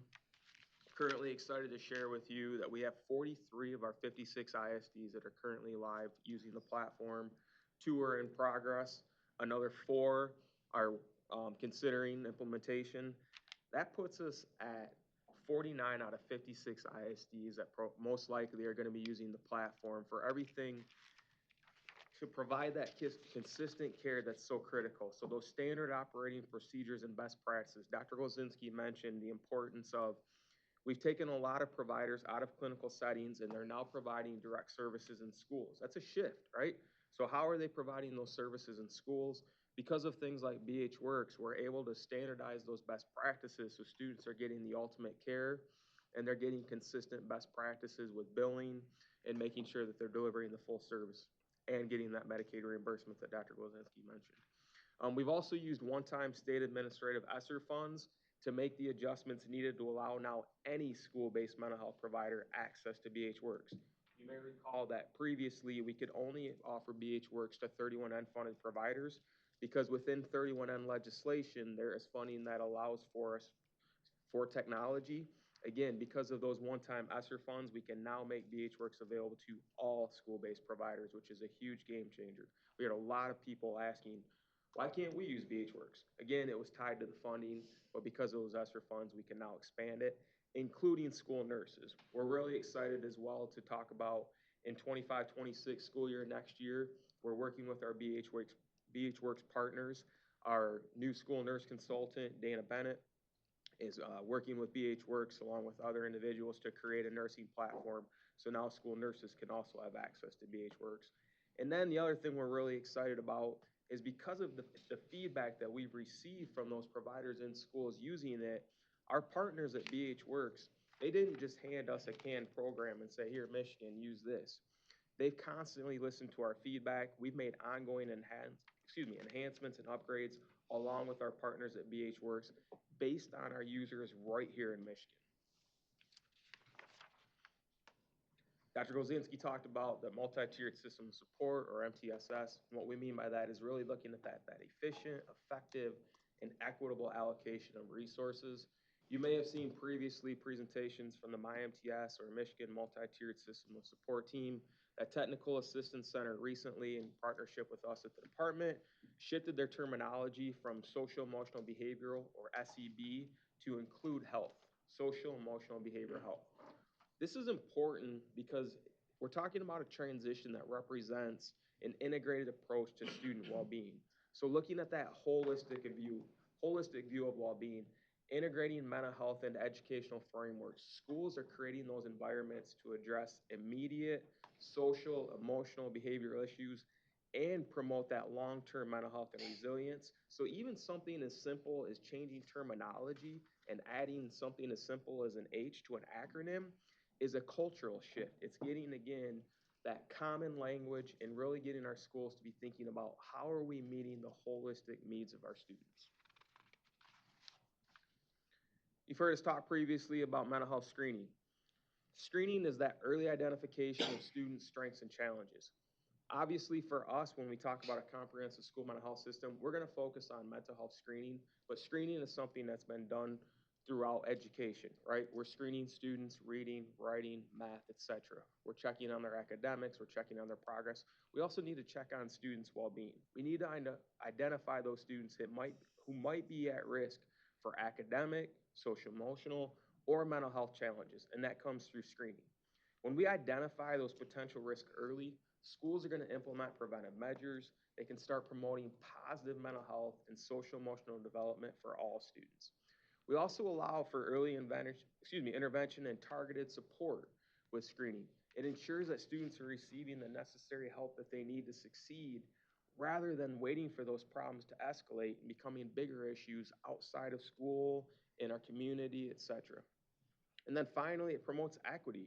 It's identifying potential needs across the student population, informing instructional decisions based on data so that, again, our students can be healthy, successful, feel safe at school, and feel good about themselves. Thank you for your time. Dr. Rice? Thank you, presenters. We appreciate it. We appreciate you. I have lots of questions and comments, but you know what? I'm going to defer to my board. Board, questions or comments? And while they're thinking about their questions or comments, I'm pulsing. Ms. Snyder. You know, I just am curious about where we're at with, the last time you guys presented, I'm concerned about age of consent and parents having access to, serious issues related to suicide prevention and treatment. So if they are identified as in need of that, if they've taken the exams or whatever screening tools the school district is using, are parents able to get immediate access to that information? Yeah, so if you think past that past presentation when we had West Shore join us, remember we had a school-based provider talked about they have that obligation within their licensure to report to parents. Absolutely. Okay. One step further, if substance abuse is involved or the use of controlled substances are potentially on board through medications, I know that when different districts were looking at healthcare clinics, I know that long-term that would be something I think we see based on how other countries have handled that if they choose to implement them. And that's a big concern of mine because when you start talking about controlled substances, whether or not they're pharmaceutical agents or it's substance abuse and they're illegal agents, are parents aware of that, right? If a student is seen for any one of those two things, are they aware of it? Are you also obligated to share that information with them? So schools are going to decide their scope of practice and what type of providers. So when you talk about substance use, you may not have a licensed professional working in a school so that in this instance of that, they might do a referral back to community mental health. So again, to go back to your first question that kind of ties into your second one, providers have an obligation to do no harm, right? They have an obligation to make sure they're reporting if the child is in danger. But again, when you talk about different scopes of practice, when you're talking about something that's substance use disorder, that's different than suicide. Yeah. And so again, a lot of schools are probably going to refer that outside to their community mental health partners because they may not have somebody within the schools specifically trained for substance use disorder. Okay. So when that provider, whether they may or may not be under the scope of practice for sharing that information with parents, are they not only referring to community mental health, but also held to the obligation? Is there any law that requires a provider within a school district to notify the parents that they've been seen in the school health clinic setting, whether we call it the clinic or whatever, and they have identified substance abuse? Is there an obligation for the school to notify parents of that? If that child is in danger, absolutely, yes. So they determine, whether or not the substance abuse is also linked to a potential suicide risk, and then that's when they notify them, or just whether or not they have a suicide risk or not, separate issue. If substance abuse is present, do they notify the parent?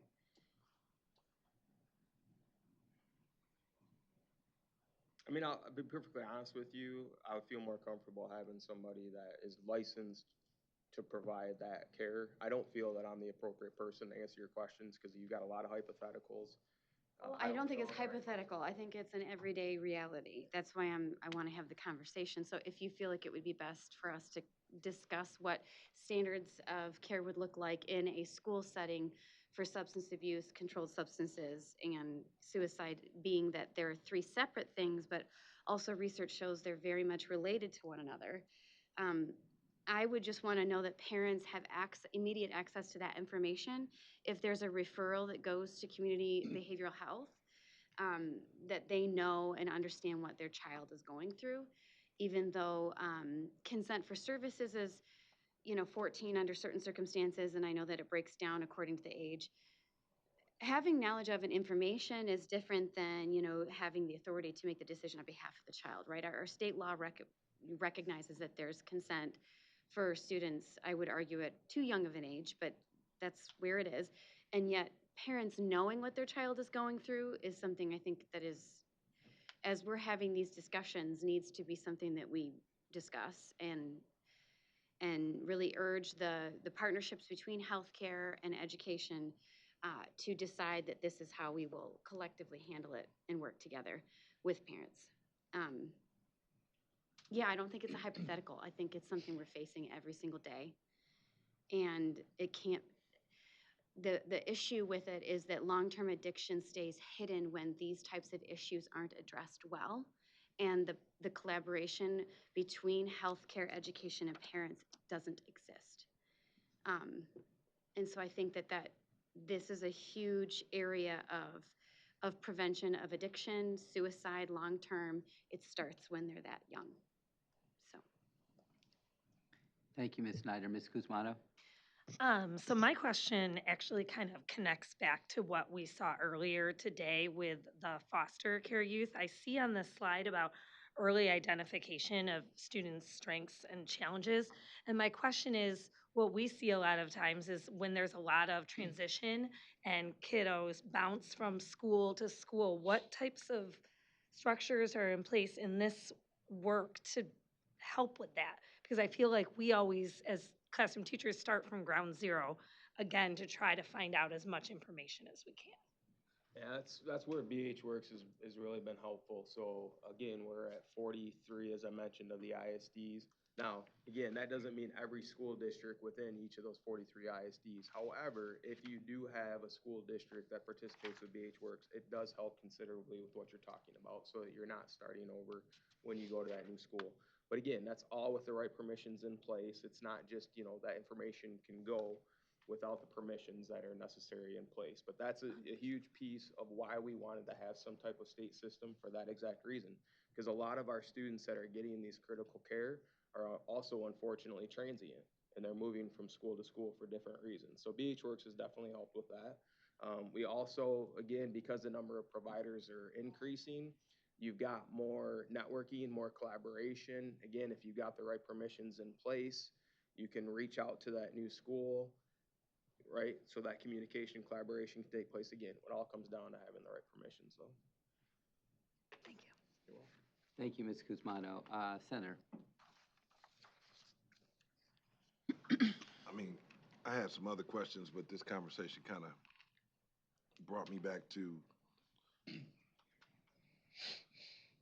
kids with addiction, no matter what age, especially if they're transient, are good at hiding those things, right? Before they get identified, whether at home or in school. The permissions are usually for folks who've already been identified, if they're on psychotropics, et cetera, right? So my brain was like, are you insinuating that the schools don't inform the parents when the kid has addiction? Because if that kid is doing what they do, they're good at masking and hiding. And so home is missing something too. So I don't know how to put that on the schools sometimes, as a person who's worked in social services, trying to, it goes to the thing that the brother just talked about. It's either this or that. You can't, it's not like, if it's not the parents' fault, it's the school's fault. Sometimes it happens, things happen, or people are good until it's identified. Sometimes it's late in the game. Sometimes something tragic happens, but we start blaming, or we want to clear cut identification and who's at fault. It could be both. It could be neither. It can. And so I'm trying to, my brain went to, are we insinuating that the school is purposely not telling the parent that their kid is addicted to something? I believe you're asking me a question. Can I answer it? Yes. Okay. No insinuation, no blame.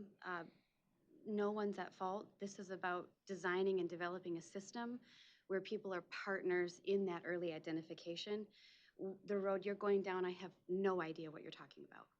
Yeah, because you were asking a specific, you wanted him to answer a Guys, specific. let's come I through know, here. I'm sorry. Yeah, beautiful, okay. So you've got the floor.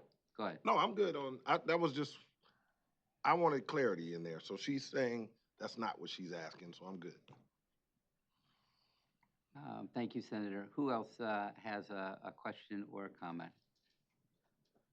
Question or comment? Important area. Remind us, because there's so many different facets to the development of a comprehensive mental health system. So, you put up your slide from the University of Maryland with the 8 graphics, but it's not simply the eight areas. It's sub areas, it's sub areas, and the like.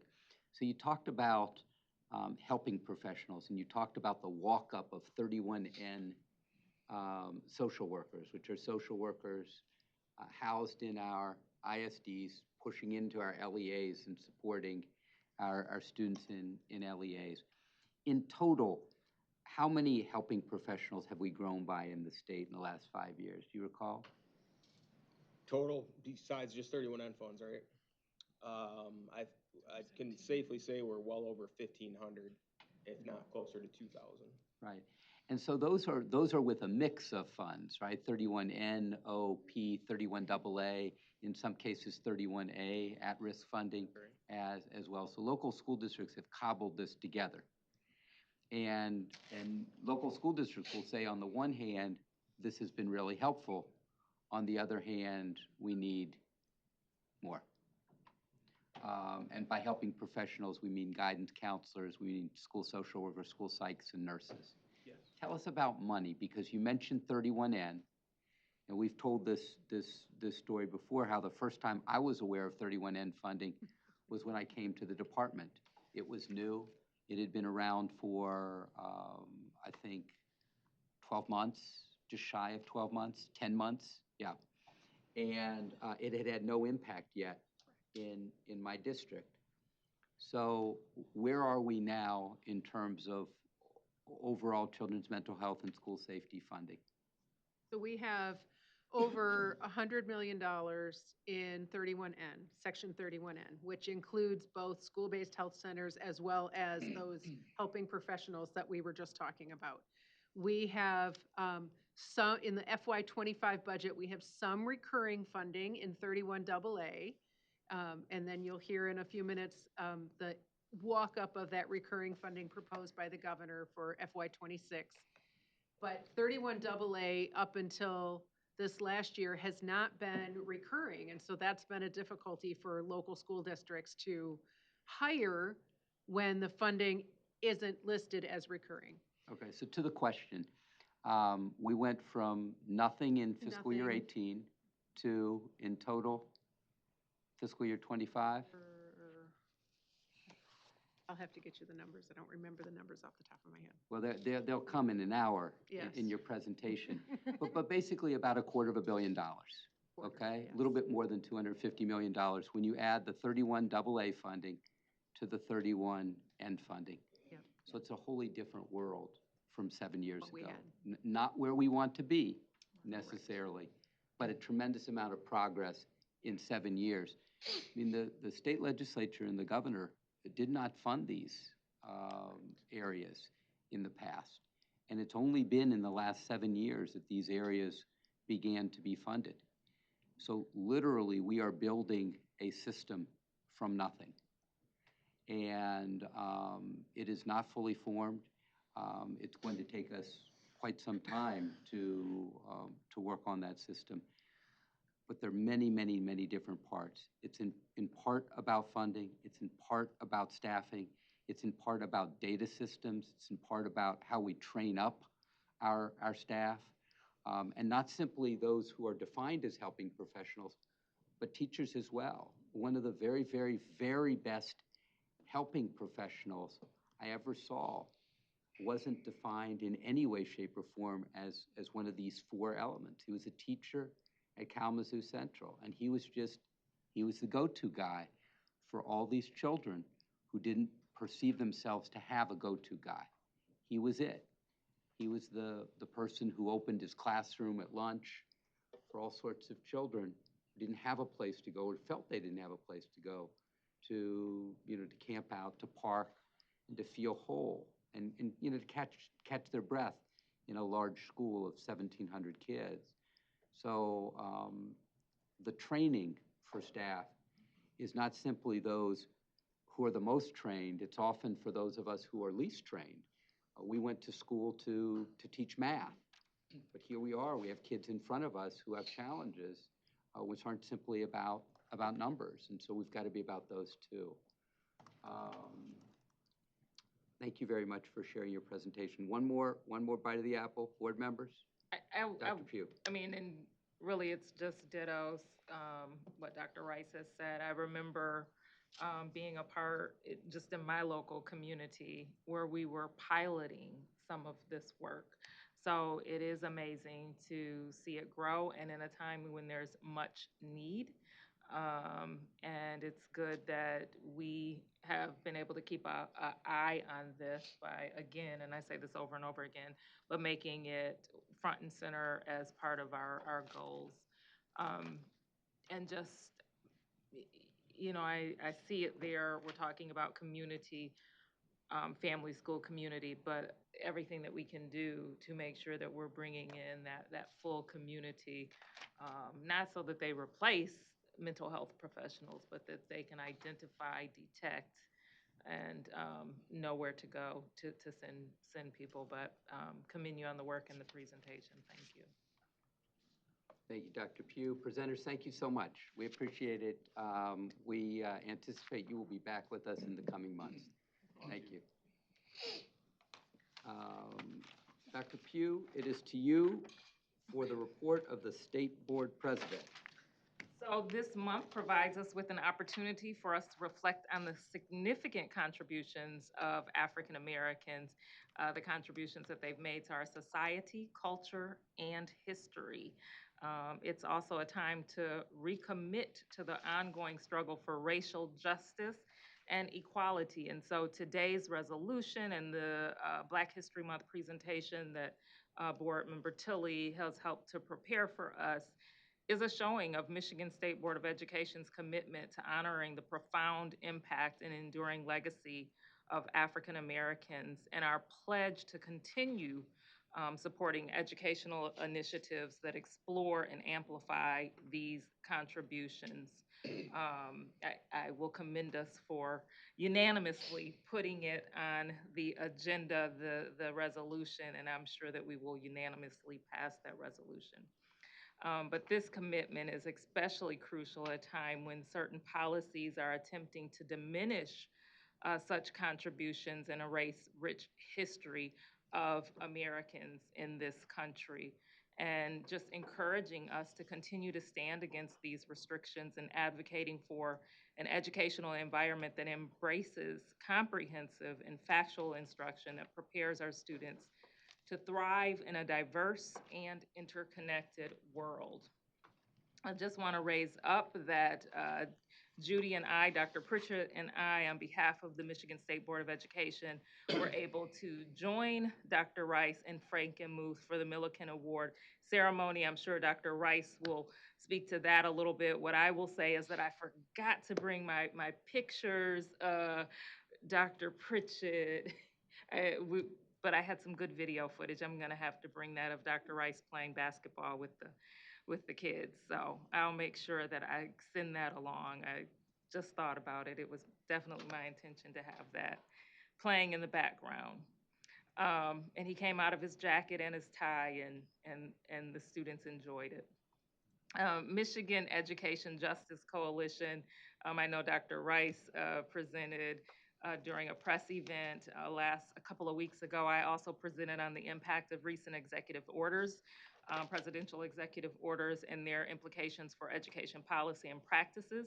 My focus has remained on safeguarding the rights and educational opportunities for all students, particularly those from marginalized communities and our special students who partake in our special education services.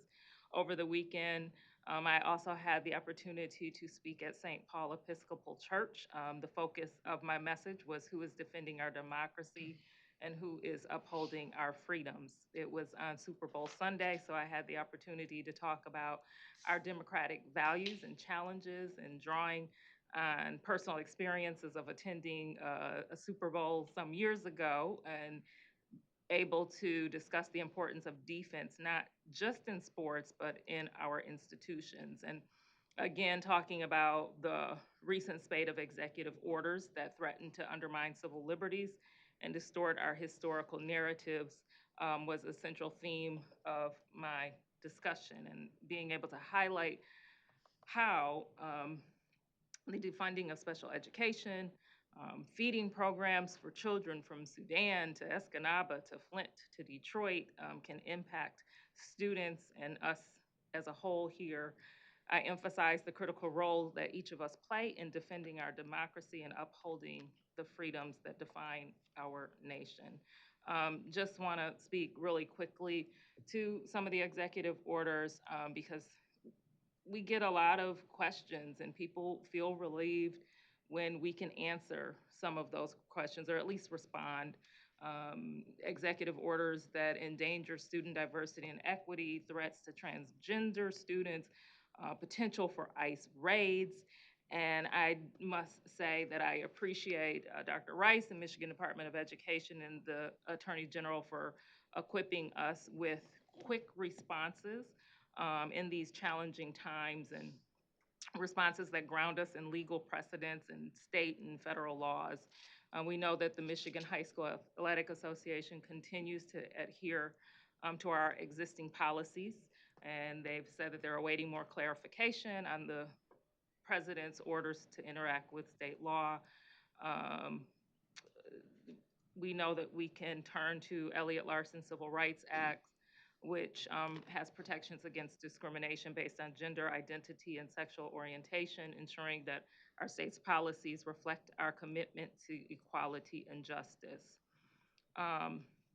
In our advocacy for inclusive education, it is crucial to confront and clarify the ongoing discourse that inappropriately conflates diversity, equity, and inclusion initiatives with merely being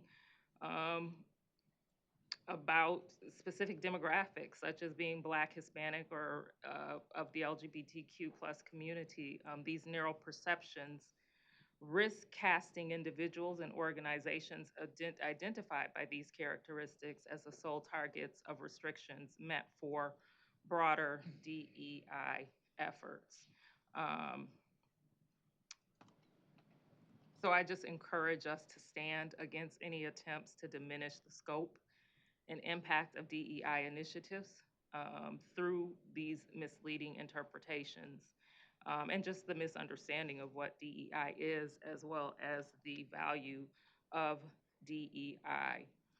We affirm our commitment to comprehensive DEI policies that promote fairness and inclusion, not just for some, but for all members of our school communities, ensuring that every individual's contributions and potential are recognized and valued. And in light of these concerns, particularly around DEI and this confusion and what I call sometimes the unintended consequences, I did ask that we reach out to AG Nessel and get further guidance on compliance with non-discriminatory laws and federal funding to ensure that all educational institution and government entities in Michigan handle federal funds in a way that upholds civil rights laws firmly.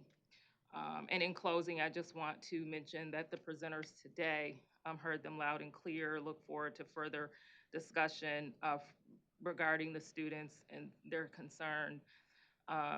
in regards to the Autism Alliance and the survey that has, the SEAS survey that was completed. I know that Ellen has been talking about the results of that survey. Others have as well. I've heard Dr. Rice as well. And so I greatly look forward to us bringing back during next month's legislative discussion something that speaks to the recommendations that was in that survey and that report. And that concludes my report. Thank you, Dr. Pugh. Members of the board, members of the community, I appreciated hearing the remarks of Professor Davis, and thank Ms. Tilley for the recommendation of the dean as our Black History Month speaker. You never know what you're going to get when you bring someone in from out of state, and he was well worth it. I really enjoyed his talk.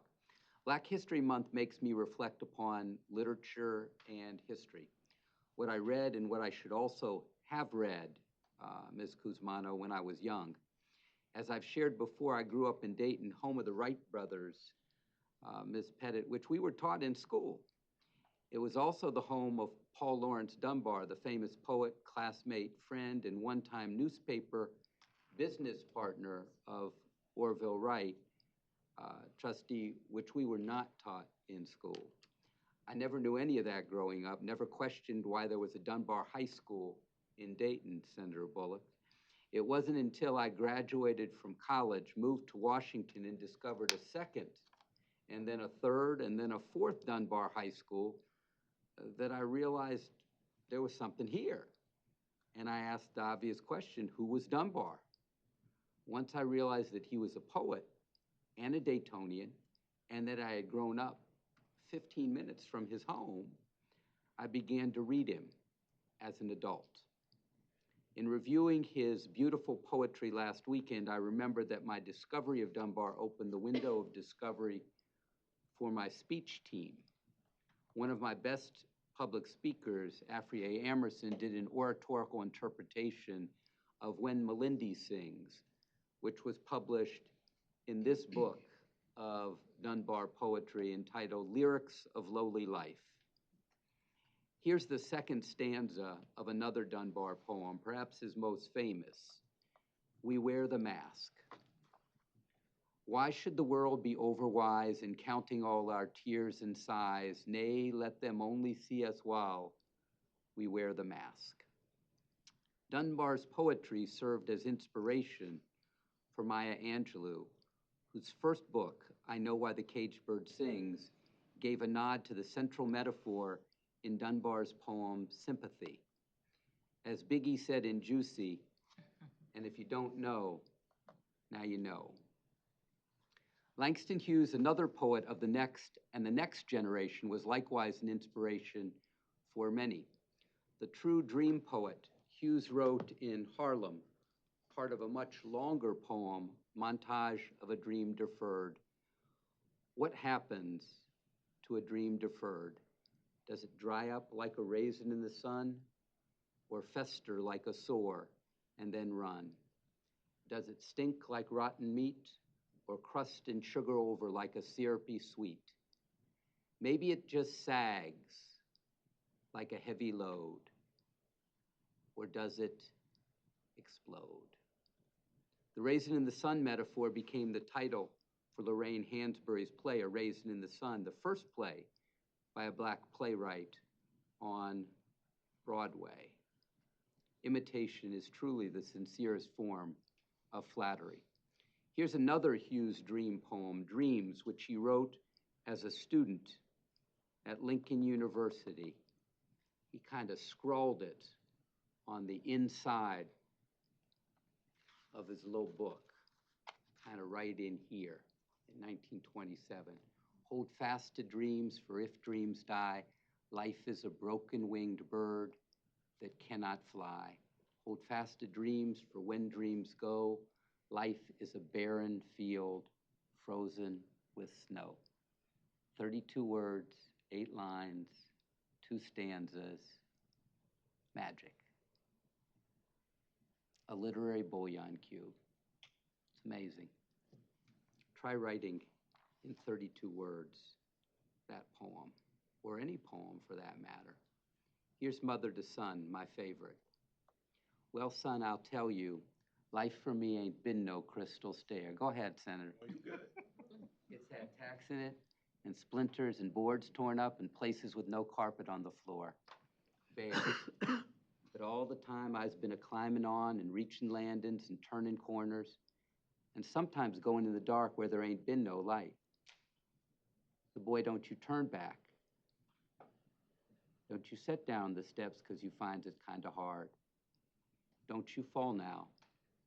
For I's still going, honey, I's still climbing, and life for me ain't been no crystal stair. 99 words, a literary bouillon cube. So too everything he wrote. Hughes, the original dream poet, wrote extensively about dreams, and I will not regale you with them all. But here are two more, the title poem, Dreamkeeper, of his third collection of poetry in 1932. Bring me all of your dreams, you dreamers. Bring me all of your heart melodies, that I may wrap them in a blue cloud cloth far away from the too rough fingers of the world. It's gorgeous. Gorgeous poetry. And finally, this poem, this beautiful poem, Dr. Carnell, entitled Dream Dust. Gather out of stardust, earth dust, cloud dust, storm dust, and sprinkles of hail, one handful of dream dust, not for sale. Though Hughes died in 1967 after a writing career of more than 40 years, I never read him as a child. I lived within 2 miles of him when I was first on Earth, for the first 3 months on Earth. Didn't know that. Wouldn't find that out until many, many, many years later. But I never read him as a kid. Didn't read him in middle school, didn't read him in high school. Didn't discover him until I discovered Dunbar as an adult. Left college at 22. I knew everything. Just ask me, I would have told you. And by 23, I'd realized that in fact, I hadn't learned much at all in my first 22 years of life. And that I had a whole lot more to learn. It's in the spirit of what Professor Davis shared with us today. My students would benefit from reading these and other authors when they were young, thanks to a teacher who was learning with them at the time. For a long time, board, I felt like the battle over the value of diverse literature and comprehensive history was over. The new battle I felt was teaching teachers, like myself as a young man and many, many others who hadn't grown up with diverse literature and comprehensive history, once taught that teachers would engage their students. I had not expected that we would enter a new period when powerful interests would seek to render invisible portions of the population and to erase literature and history. Yet here we are. So members of the board, members of the community, I'm going to keep sharing and encouraging others to share a broad literary canon and the most comprehensive history, the teaching of the soaring and the searing aspects of our history, including, yes, about race, racism, sexism, and xenophobia. This sharing is in the spirit of openness, honesty, engagement, and yes, diversity too. To President Pugh's point, Dunbar and Hughes, Hansberry and Angelou, and hundreds of others weren't DEI writers. They weren't published because they were Black. In fact, quite the contrary. It was harder for them to get published because they were Black. That doesn't sound like meritocracy, but that was very much their reality. And if you don't know, now you know. Thank you. Please. Actually, didn't mention Nikki Giovanni. We did mention Nikki Giovanni, but I had to leave something for you. Okay? And I hope you will give us a rendition of Ego Tripping. Okay? Board, it is 3:26. The next item on today's agenda is the presentation by the Michigan Teacher of the Year. Michigan Teachers of the Year, Teachers of the Year. We welcome Ms. Kelly Kuzmano, 2024-2025 Michigan Teacher of the Year, an English Language Arts teacher at Rochester High School in Rochester Public Schools, and Ms. Sasha Wakefield, the Region 5 Regional Teacher of the Year, a mathematics teacher at Clio High School, Clio area schools. It certainly will add up for Ms. Wakefield. This is I had to do it, sorry. Just a little math joke. This is an informational presentation. No board action is required. Presenters, welcome. Good afternoon, board. I'm super excited to introduce Sasha Wakefield, and I'm going to let her pretty much take the floor because I'm not going to lie, her topic is fascinating, but also way out of my wheelhouse. So I'm going to let her do what she does best and explain it to you. Wonderful. Hello, board. Thank you so much. Some individuals will call me Sasha Fierce, which I think is kind of fun. But if you take a look at the picture that I have posted, that would be about 4th grade, Sasha, with some big glasses. And I always like to throw that out there because I don't need glasses. I mean, I need readers now because I'm getting old. But I really felt that all the girls who had glasses were so pretty. So I faked the eye exam to get those gorgeous big glasses as a true statement. And that to me looks like a future teacher as well. I just thought I'd share that with you today. I have a bachelor's degree in mathematics major from Ferris State University. I have a master's degree from Concordia University in curriculum and instruction with an emphasis in mathematics education. I am currently pursuing my ed specialist degree from the University of Michigan Flint. I do graduate this May, and then those 2 years are transferring over to Oakland University for the remaining 2 years for my PhD in educational leadership. And as Dr. Ray said, I am the mathematics chair at Clio High School and a math teacher there as well. So I am here to talk to you about equitable access of data science for all students in Michigan. And some of you might be wondering, what even is data science? So Michigan State University defines the data science as a process of analyzing, interpreting, and using data sets to gain insights and to make decisions. Now, each organization has their own definition of data science. Instead of a rigid definition, data science is often understood through its core principles. Data science interweaves mathematics, computer science, and a domain expertise, combined with artificial intelligence to make informed decisions. Now, we are and we live in the digital age of data. The advertisements that we see on social media, the news that we watch, the suggested items during a shopping experience, even our weather forecast, maybe big snow tomorrow, all of it is underwritten by this invisible layer of math. This data is collected, it's analyzed, and that information is turned into insights. So why K-12 science or data science for all students, for K-12 students?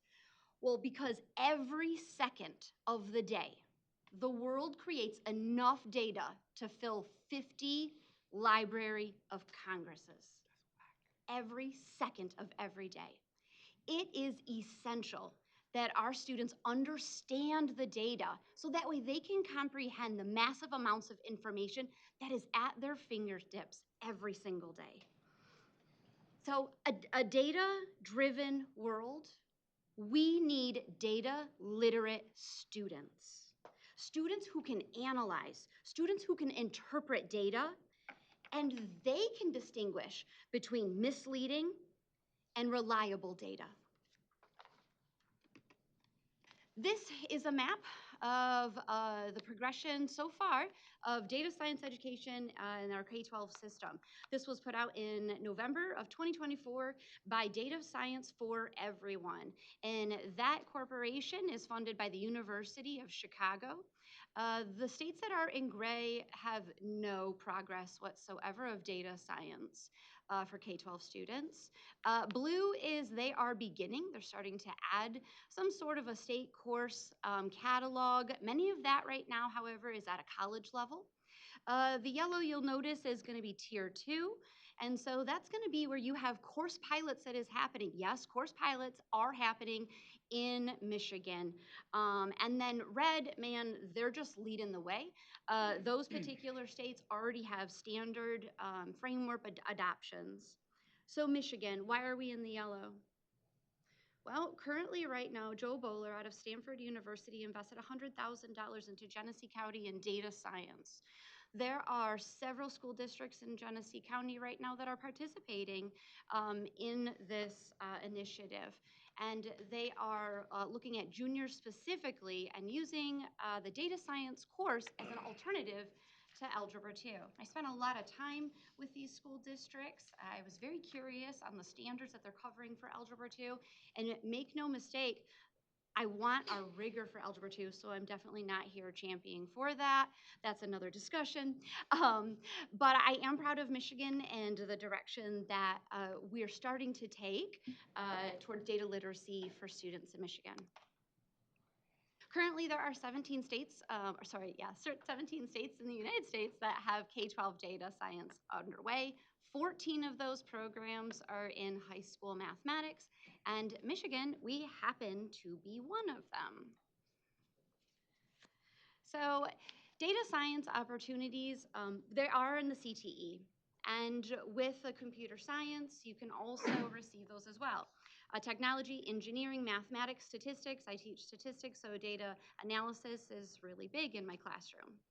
However, as you know right now, the governor signed on January 17th that the computer science is required for every single graduating senior starting in the class or starting in 2027. But I believe we're missing the boat just a little bit. If you notice, computer science is only 1/3 of the big idea of data science. And I believe that every student should have equitable access to data literacy. And I believe that it should start in elementary school. This is a picture of myself with our wonderful computer programming education at Clio Elementary. And these students are designing routes for indie robots, and they're writing programs, and they're debugging as necessary. So it's kind of a fun experience there. Other states that are investing significantly in data education, Ohio currently right now has a data science course that is an alternate to Algebra 2.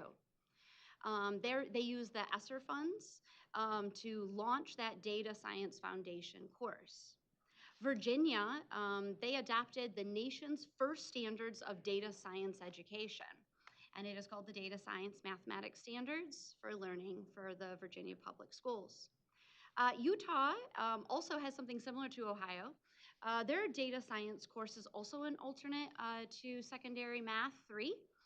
And they actually have a pilot program that supports $20,000 annually, which is not a lot. However, it does offer teachers the choice between 4 free data curriculum resources such as UCubed.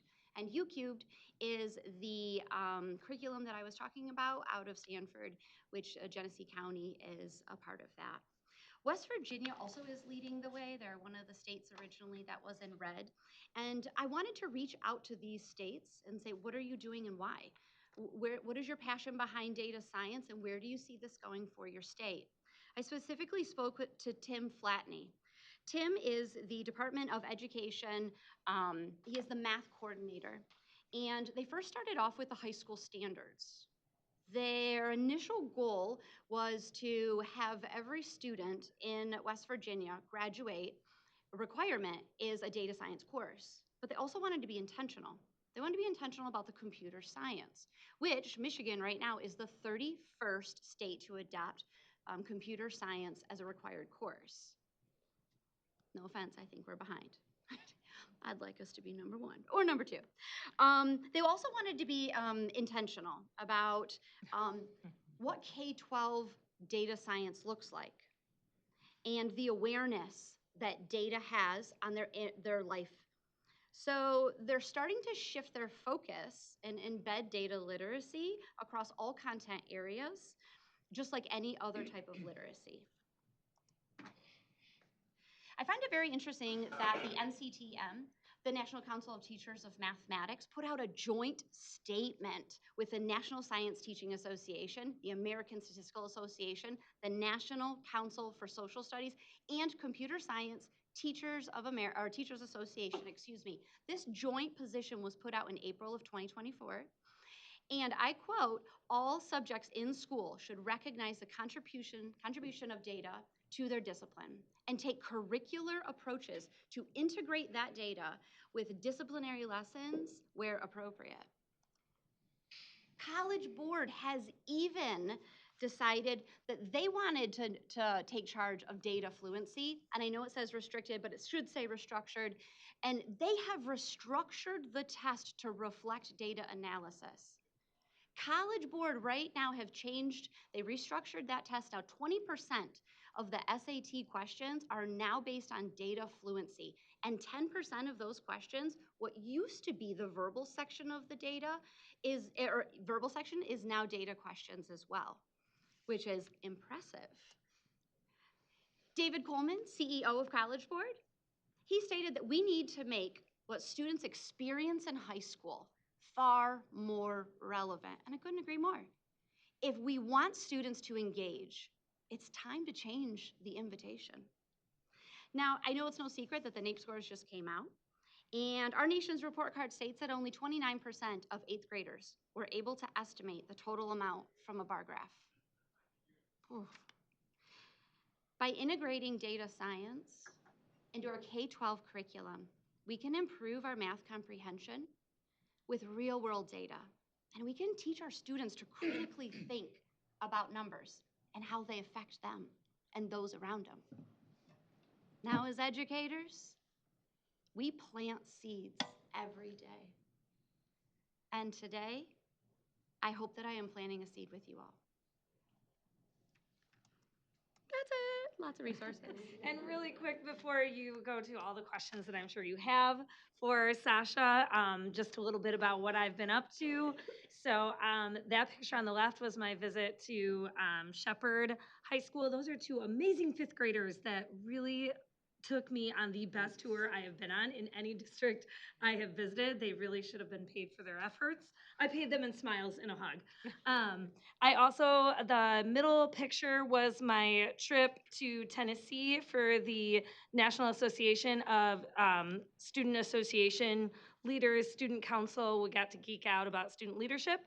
The bottom picture, on Sunday, I will leave for California and Google headquarters. It'll be the convening of the National Teachers of the Year cohort, and I'm really excited to visit, and I want some of these states with more tropical environments to invite me to visit, so that way I can get out of this monster snow thing that's headed our way. The top picture on the right is my conversation at the Continuous Learning Improvement Conference. Those are two district leaders of mine. And then the bottom is the picture with Laura Baker, who was the Regional Teacher of the Year that you visited with last month. So it's been an exciting month, and I look forward to updating the board next month. So questions and comments for Sasha? Well, thank you both. Ms. Wakefield, these are always available if you want to become fierce. Board members, questions or comments? Ms. Lipton. So thank you for your presentation. It really did bring up a lot of, sort of food for thought.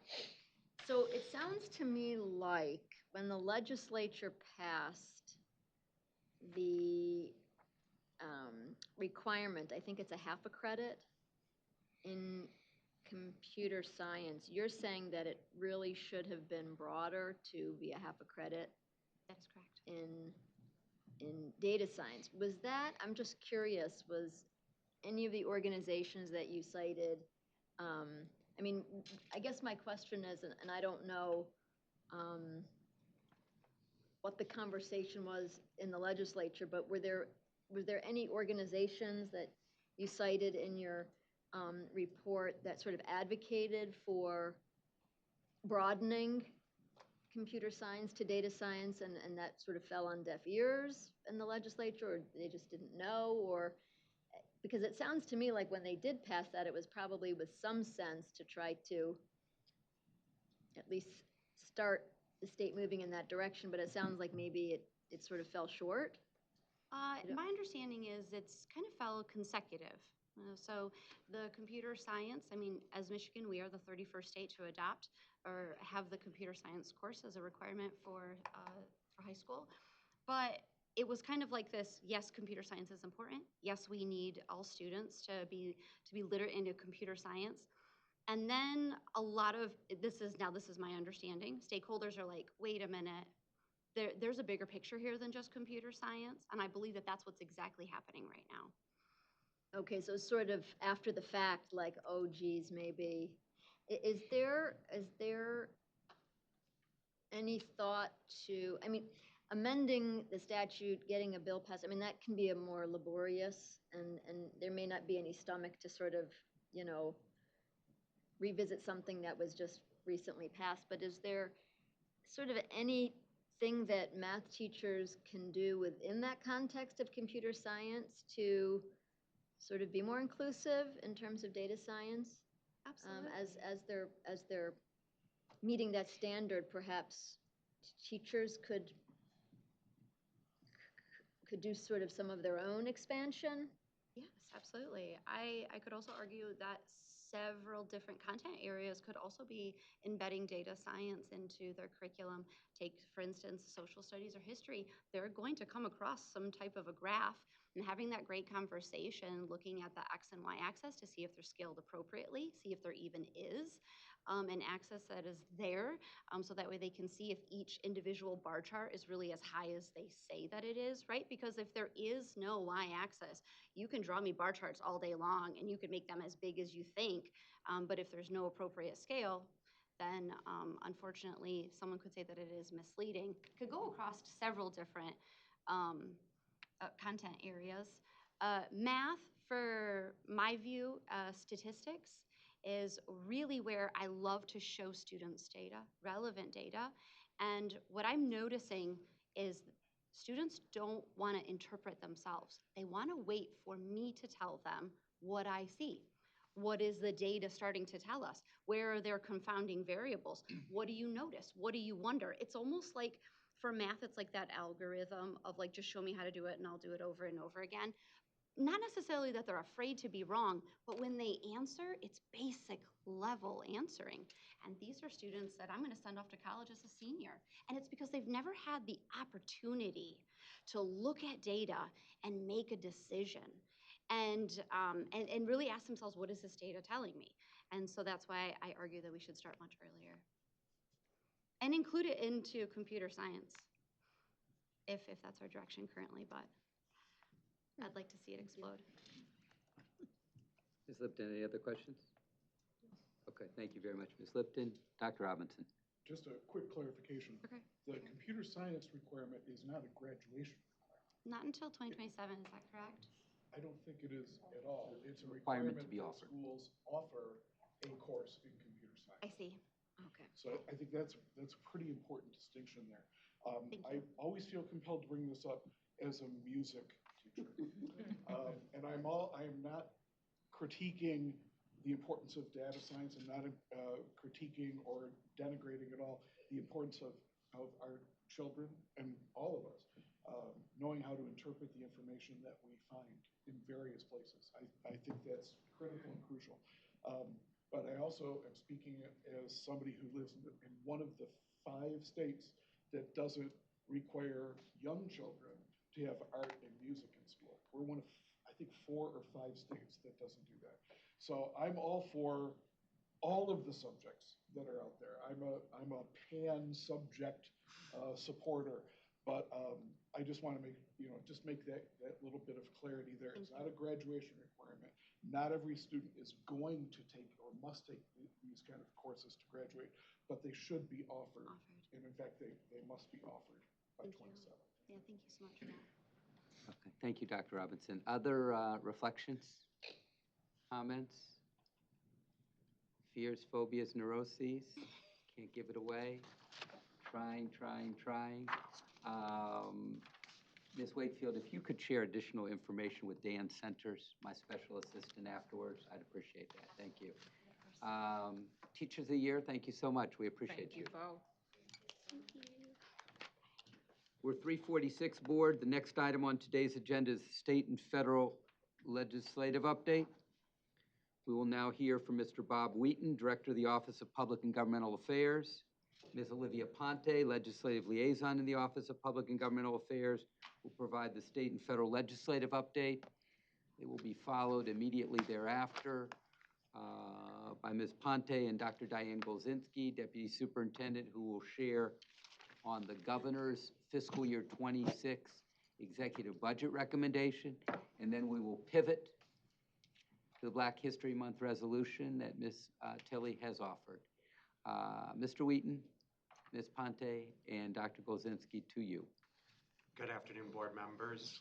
As Dr. Rice mentioned, we have a presentation on the governor's executive budget recommendation. So we have Dr. Diane Golzinski joining us. So I will turn it over to Olivia right now. Awesome. So, good afternoon, board. Good afternoon, Dr. Rice. Since the last time I sat here, the governor has signed several education bills into law. So before we get into the budget presentation, I'd like to review those briefly. So first up, the Safe Homes, Safe Schools bills were signed into law. We've discussed these bills before, these new laws, but DHHS will be required to create an informational notice about the new safe storage of firearm law that took effect almost a year ago today, February 13th of last year. DHHS will transmit this notice to MDE. MDE will then transmit to districts, and districts will send home to parents and guardians. There was a school safety package that does three things. It will require response terminology plans in schools to make sure that first responders and school administrators, educators are all using the same language in the event of a school emergency. There is a bill that was signed into law that will require schools to identify behavioral threat assessment management teams. And lastly, the school safety package will combine both the School Safety and Mental Health Commission that was created under budget boilerplate with the School Safety and Mental Health Commission in MSP's Office of School Safety into one School Safety and Mental Health Commission. There was the charter school transparency package. As you may recall, this was originally 9 bills, 4 Senate bills and 5 House bills. The 4 Senate bills were not able to cross the finish line. They couldn't make it out of the House. Their agenda in lame duck got cut a little short, but the 5 House bills did pass and were signed into law last month. So 4 of these bills require that the name of the authorizer and EMO appear on all promotional materials, billboards, and applications for a charter school. And then that 5th House bill requires that a charter school post average salary information on their website. Moving on, a tribal regalia bill was signed into law. This bill protects the right of Native American students to wear their traditional tribal regalia at ceremonies at their school, such as graduation. And lastly, the computer science bill that we just mentioned will require all public high schools to offer at least one course in computer science, either in person or virtually. And that is the wrap up of the education laws that have been signed into law. We've seen several bill introductions, mostly reintroductions from last session because the language is already there, but we are just waiting for committees and the real legislative activity for this session to begin. Good. Thank you so much. Senator Bullock. Great job. But did or are there rumblings of the 4 Senate bills that didn't make it into the package for charter? Are they being reintroduced or have they been reintroduced already? They have not been reintroduced yet. I think it's still a priority. It's just a matter of if there's an appetite. Thank you, Senator. Other questions or comments? Once, twice, thrice, hearing and seeing none. If we could pivot to the governor's executive budget recommendation. All right, good afternoon. It's great to be back with you. So as Dr. Rice said, we are here to share with you some of the highlights of the governor's executive budget recommendation for FY26. It's important to remember that this is the first step in the budget process. So we still need to get the House bill, the Senate bill, and then have a conference committee bill. So looking at per pupil foundation, the recommendation is a 4.1% increase, taking the per pupil amount to an even $10,000. We also have an approximate increase in the weighted formula grants, such as rural and isolated. Transportation reimbursement, you will remember that that is something the department leaned into heavily. No new funding was added in 25, but in 26, there is a recommendation to add another $136 million to that fund, allowing us to continue to fund school districts at $125 million for the next 2 years. And then at risk is also a 4.1% increase. Special ed millage, bilingual education, and special ed foundation also have recommended increases in the governor's exec recommendation. School consolidation and infrastructure fund, to date, $475 million has been deposited in that fund and $245 million has been allocated through various different line items.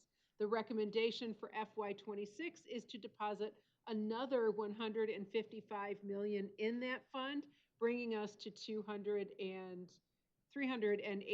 million in the fund. A new section, Section 12E, would allow $25 million. This is part of a FY25 supplemental that has been proposed at the same time as the FY26 budget, $25 million for infrastructure emergencies. The snow coming in tomorrow is so heavy it collapses a roof, then we have an option. We have some funding there that we can help a district should we need to. And then Section 12F, separate funding completely from the Infrastructure and Consolidation Fund in 11X, $150 million for closures, demolitions of school buildings that are not being used, as well as costs related to implementation or statewide scaling of shared administrative systems, as well as incentive payments for district consolidation. Looking next at a new section, Section 16, is a bunch of different recommendations. 16B is $232 million around best practices. So this will go to districts that have buildings in one or more support categories. It will also go to districts that have one or more buildings identified in the bottom 50th percentile of the school index system, as well as a small portion of it will be set aside for a pilot for cell phone free policies in high schools. There is a transparency component to 16B as well. 16C will be funding around technical support to improve student academic outcomes. This is part of the governor's SMART education plan you may have heard about, as well as $3 million to Clinton County RESA for a school turnaround hub. Goal 1, expanding early learning opportunities. You will see the governor is recommending an increase in the GSRP funding, as well as an increase for before and after school programs and early on programs. All right, moving on to Goal 2, improving early literacy achievement. The governor is proposing a $3.2 million increase to grow the number of early literacy teacher coaches, as well as a doubling of funding for early literacy district grants. Continuing with Goal 2 investments, letters training, which has been funded since FY22 with non-recurring dollars, was included in the governor's proposal at $10 million in recurring funding. To improve the health, safety, and wellness of all learners, the governor is proposing to continue the Michigan School Meals Program with $200 million in recurring funding. Funding for children's mental health, the line item to which you passed a resolution in support in August, was included in the exec rec at $150 million. Note here that in FY25, this amount was comprised of only $25 million of recurring funding for public schools, $125 million in non-recurring funding for public schools, and $1.5 million in non-recurring funding for non-public schools. The FY26 proposal makes the full $150 million recurring dollars for public schools. On Goal 7, we're appreciative of the continued funding for both the My Future Educator Fellowship and student teacher stipends, and especially appreciative of the $50 million in new Grow Your Own funding, as the previous appropriation had been fully obligated. For Goal 4 investments, note a proposed $20 million appropriation for CTE equipment upgrades. This is a line item that's been in and out of the budget, but never funded at this high an amount. Also, even more notably, there's a new proposed line, 61V, that would appropriate $125 million over a 5-year period for career and technical education program expansion. This item is consistent with the request that the department made early in the budget process last fall and aligns with the resolution you passed last month, Board, regarding CTE support. And here we see some miscellaneous items. The governor is proposing a $1 million increase to support the costs related to AP, IB, and CLEP fees for low-income students. And we're especially appreciative of the increase, but even more so of the recognition of the push the department has made to increase the student interest in these programs. In the MDE budget, we saw 2 new proposed investments. First, the $960.9 thousand and 6 FTE to support the new literacy dyslexia law signed last October and to support the students and teachers in this space. Also, in tandem with the $125 million school aid line item, we see a proposed $342.4 thousand investment and 2 FTE for the department to help expand CTE opportunities, especially for students in CTE deserts. So we have a long way to go to a final budget, as Dr. Golzinski mentioned, but this is an important first step. So thank you. Thank you very much for that rapid fire presentation. Board members, questions? It's a lot to digest. We tried to give it to you in doses. We gave you some last week when the budget was introduced. I think on Wednesday, we gave you additional information. On Friday, we're giving you additional information this Tuesday. But I do think particular things are noteworthy. One, the CTE ask, to which Ms. Ponte referred. That's a big deal. We've drumbeaten around that ask now for 3 years. This is the 3rd year, and we're pleased to see it in the governor's executive budget recommendation. We think it belongs there, and we think it's going to get a favorable hearing in the legislature. We appreciate the recommendation to make the non-recurring 31AA, children's mental health and school safety funding, recurring. That funding shouldn't wax and wane based on the latest crisis. Our children have recurring needs, and so too do we need recurring funding, and we appreciate the governor and her team putting that in the budget. We appreciate the 3rd year,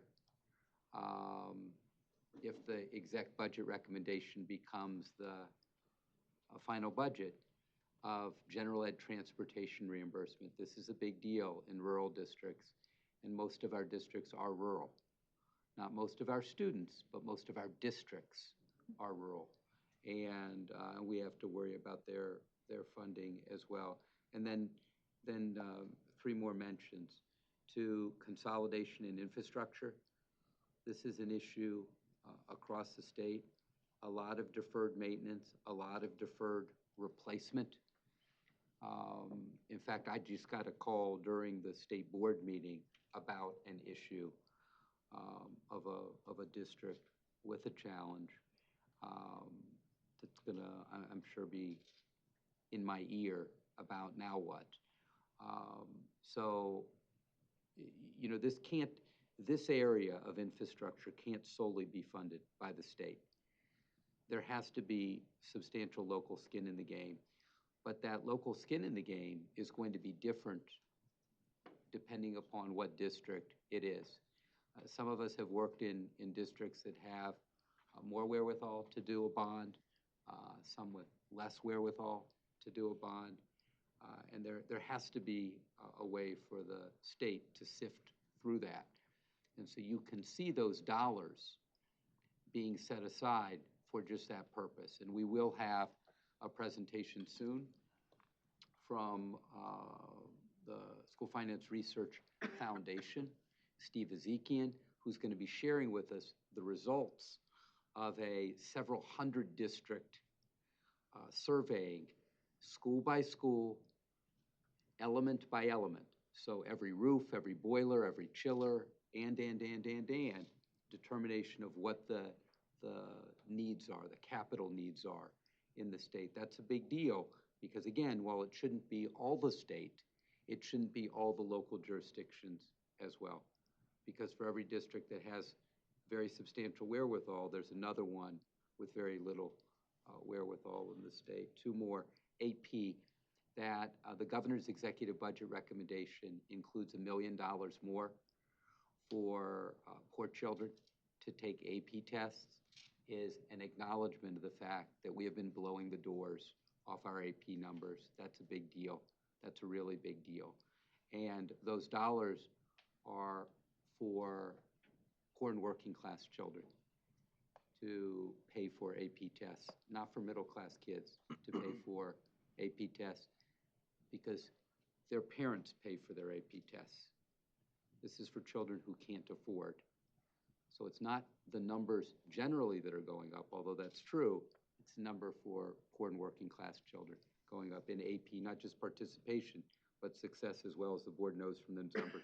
And literacy, the governor included, as you pointed out, more money for literacy. Not a ton, but a doubling of a small category, number one, and then 6 literacy staff in her budget, which would be very, very helpful in a department with a very small literacy staff. Any other questions? Questions? Can't give them away, sorry. Dr. Pugh, go ahead. I'm just looking at slide 10, improve health and safety and wellness of all learners, and looking at 30D, the free meals for all students. And these, just questioning that, do anyone know offhand, like, what it costs to provide free meals to students? Because this is state funding. This Correct.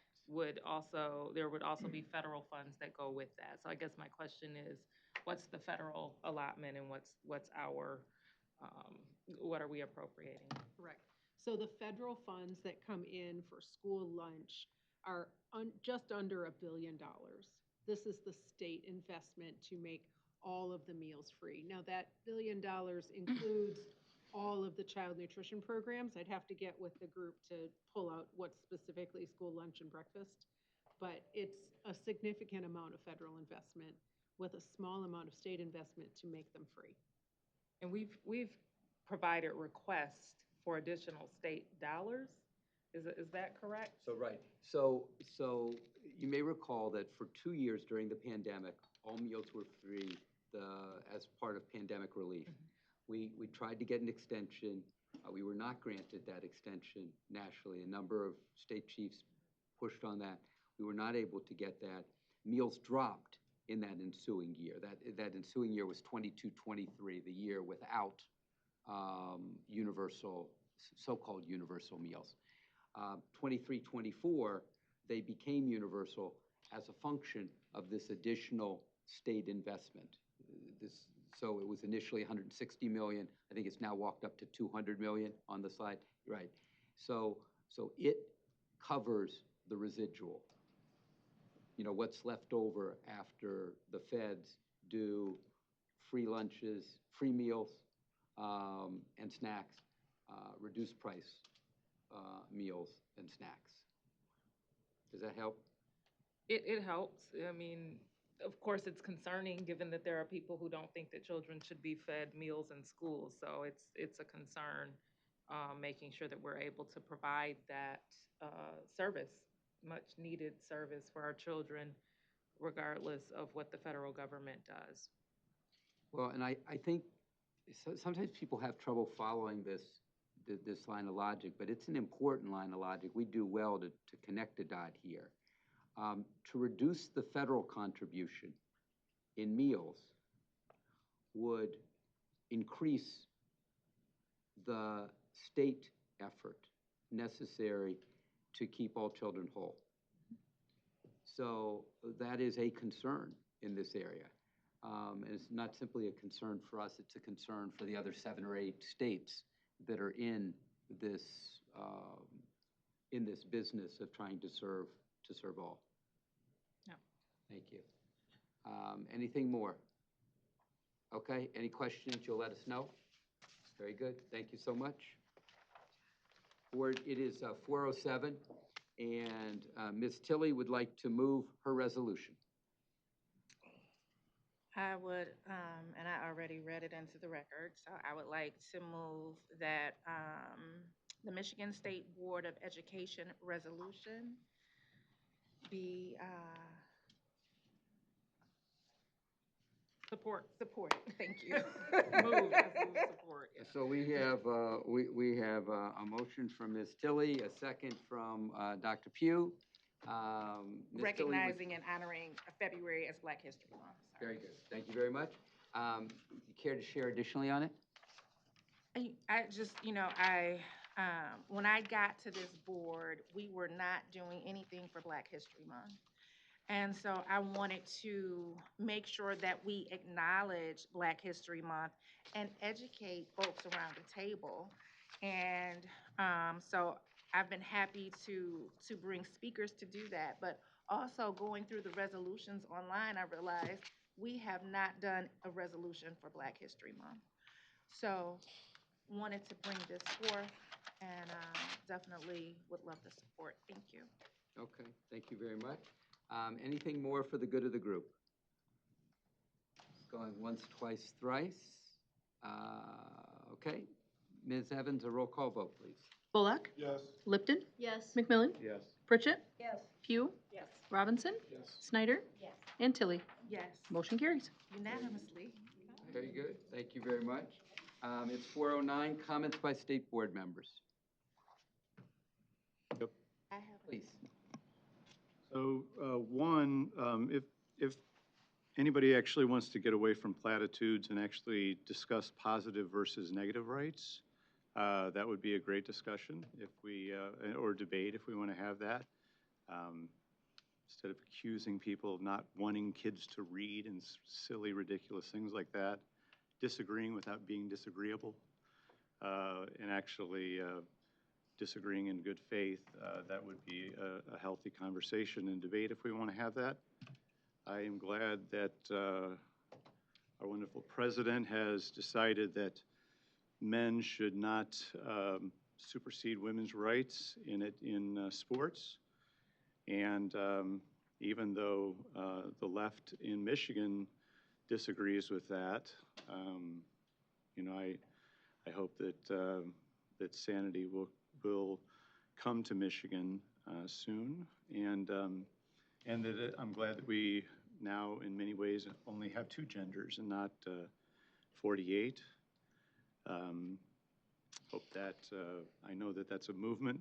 That again, sanity is being brought to the American people. I know some will only come kicking and screaming.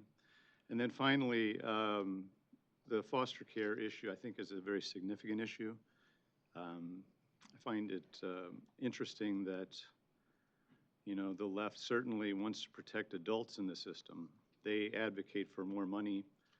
It's really mainly for the adults, and that's who puts them here. That's who superintendent, he owes his job to, the adults and the unions.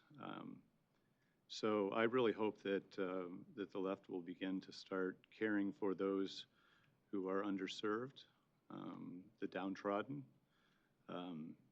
like those in foster care, those in special ed.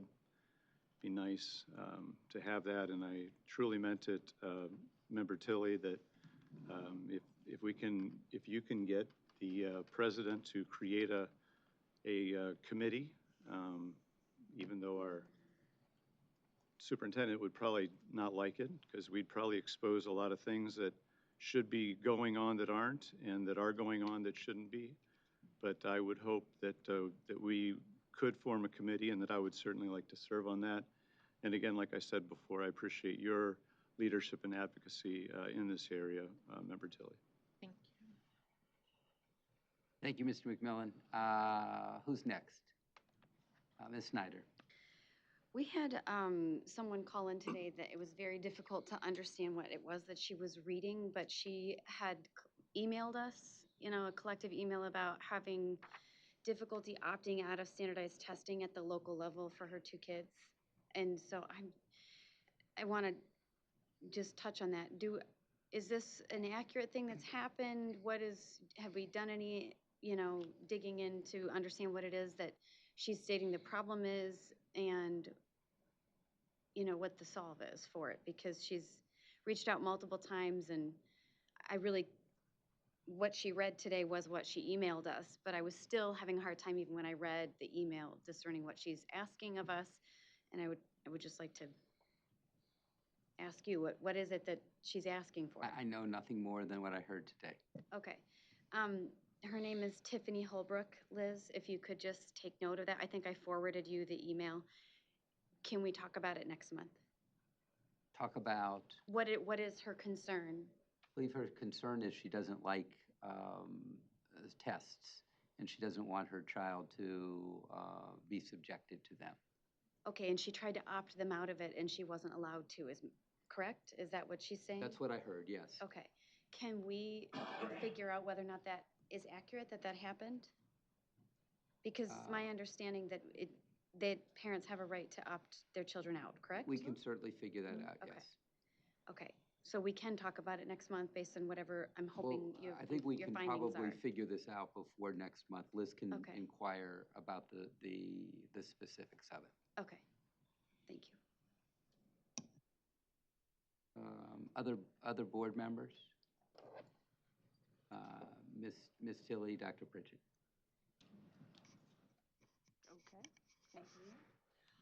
I just wanted to thank Tiffany for, again, this month, bringing us the speaker who I found very enlightening. Would disagree with him on his choice of Shakespeare's best play, but that would be a conversation Me too. he and I could have offline somewhere. But I just wanted to thank you for that. That was a high point. And appreciate the students in particular who made public comment. Having been a school administrator, having been a superintendent, I know whenever foster students were enrolled in schools that I was involved with, records were moved pretty quickly, just like if a new student moved in. So I'm not sure what the issue is. We need to get to the bottom of it. There's no question about it, because those records should be moving pretty seamlessly, especially in the day of just getting them on a computer and pushing them through. So, thank you. Thank you, Dr. Pritchett. Ms. Tilley. If you can hear me, clap once. Y'all not doing as good as my students used to. If you can hear me, clap twice. If you can hear me, clap 3 times. I think you needed a wake up, but also I hope you all heard me earlier Most importantly, I hope you heard the youth earlier. I've known Saba for about 20 years now. And we've advocated on different issues. I've been advocating forever.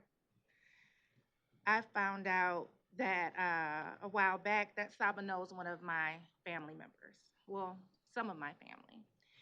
My aunt passed last year. She knew my aunt and spoke very highly of her. But she knew my aunt because when I was about 18, 19 years old, my big cousin, her daughter, had lost some of her children. And at 18, 19 years old, there was nothing I could do about it at all. I could not advocate on behalf of my cousins. But Saba was advocating for my cousins. The advocacy work that I do, that she does, that other advocates do is a ministry. And it should be respected just as much as teachers, educators, nurses, whatever other professions, health, attorneys, the different professions that are at this table and that we represent. With the way that I grew up, having a very ill mother, I could have easily, if not for the grace of God, having family and friends of family help out, I could have easily ended up in the system. If not for the grace of God, anybody in this room could have easily ended up in the system. Any of our children could have easily ended up in the system because anything could have, God forbid, happened to any of us. And we saw that with COVID. We saw where parents passed from COVID and children ended up in the system. So I take this very seriously. I hope that the point was made about youth-driven voices and how important the work is that they've been doing and them remaining at the table at the level that they were initially. And I hope that we can rectify what's happened and reach a happy medium. Thank you. Thank you very much. Anyone else for the good of the group? Once, twice, thrice. Future meetings in the State Board of Education are Tuesday, March 11th, April 8th, May 13th, all Tuesdays, 9:30 a.m. Tuesday, May 20th, a work session. More on that to follow. If there are any topics board members would like to recommend for future meeting agendas, please notify Ms. Evans or me. Board, it is 4:19. Enjoy the gift of time.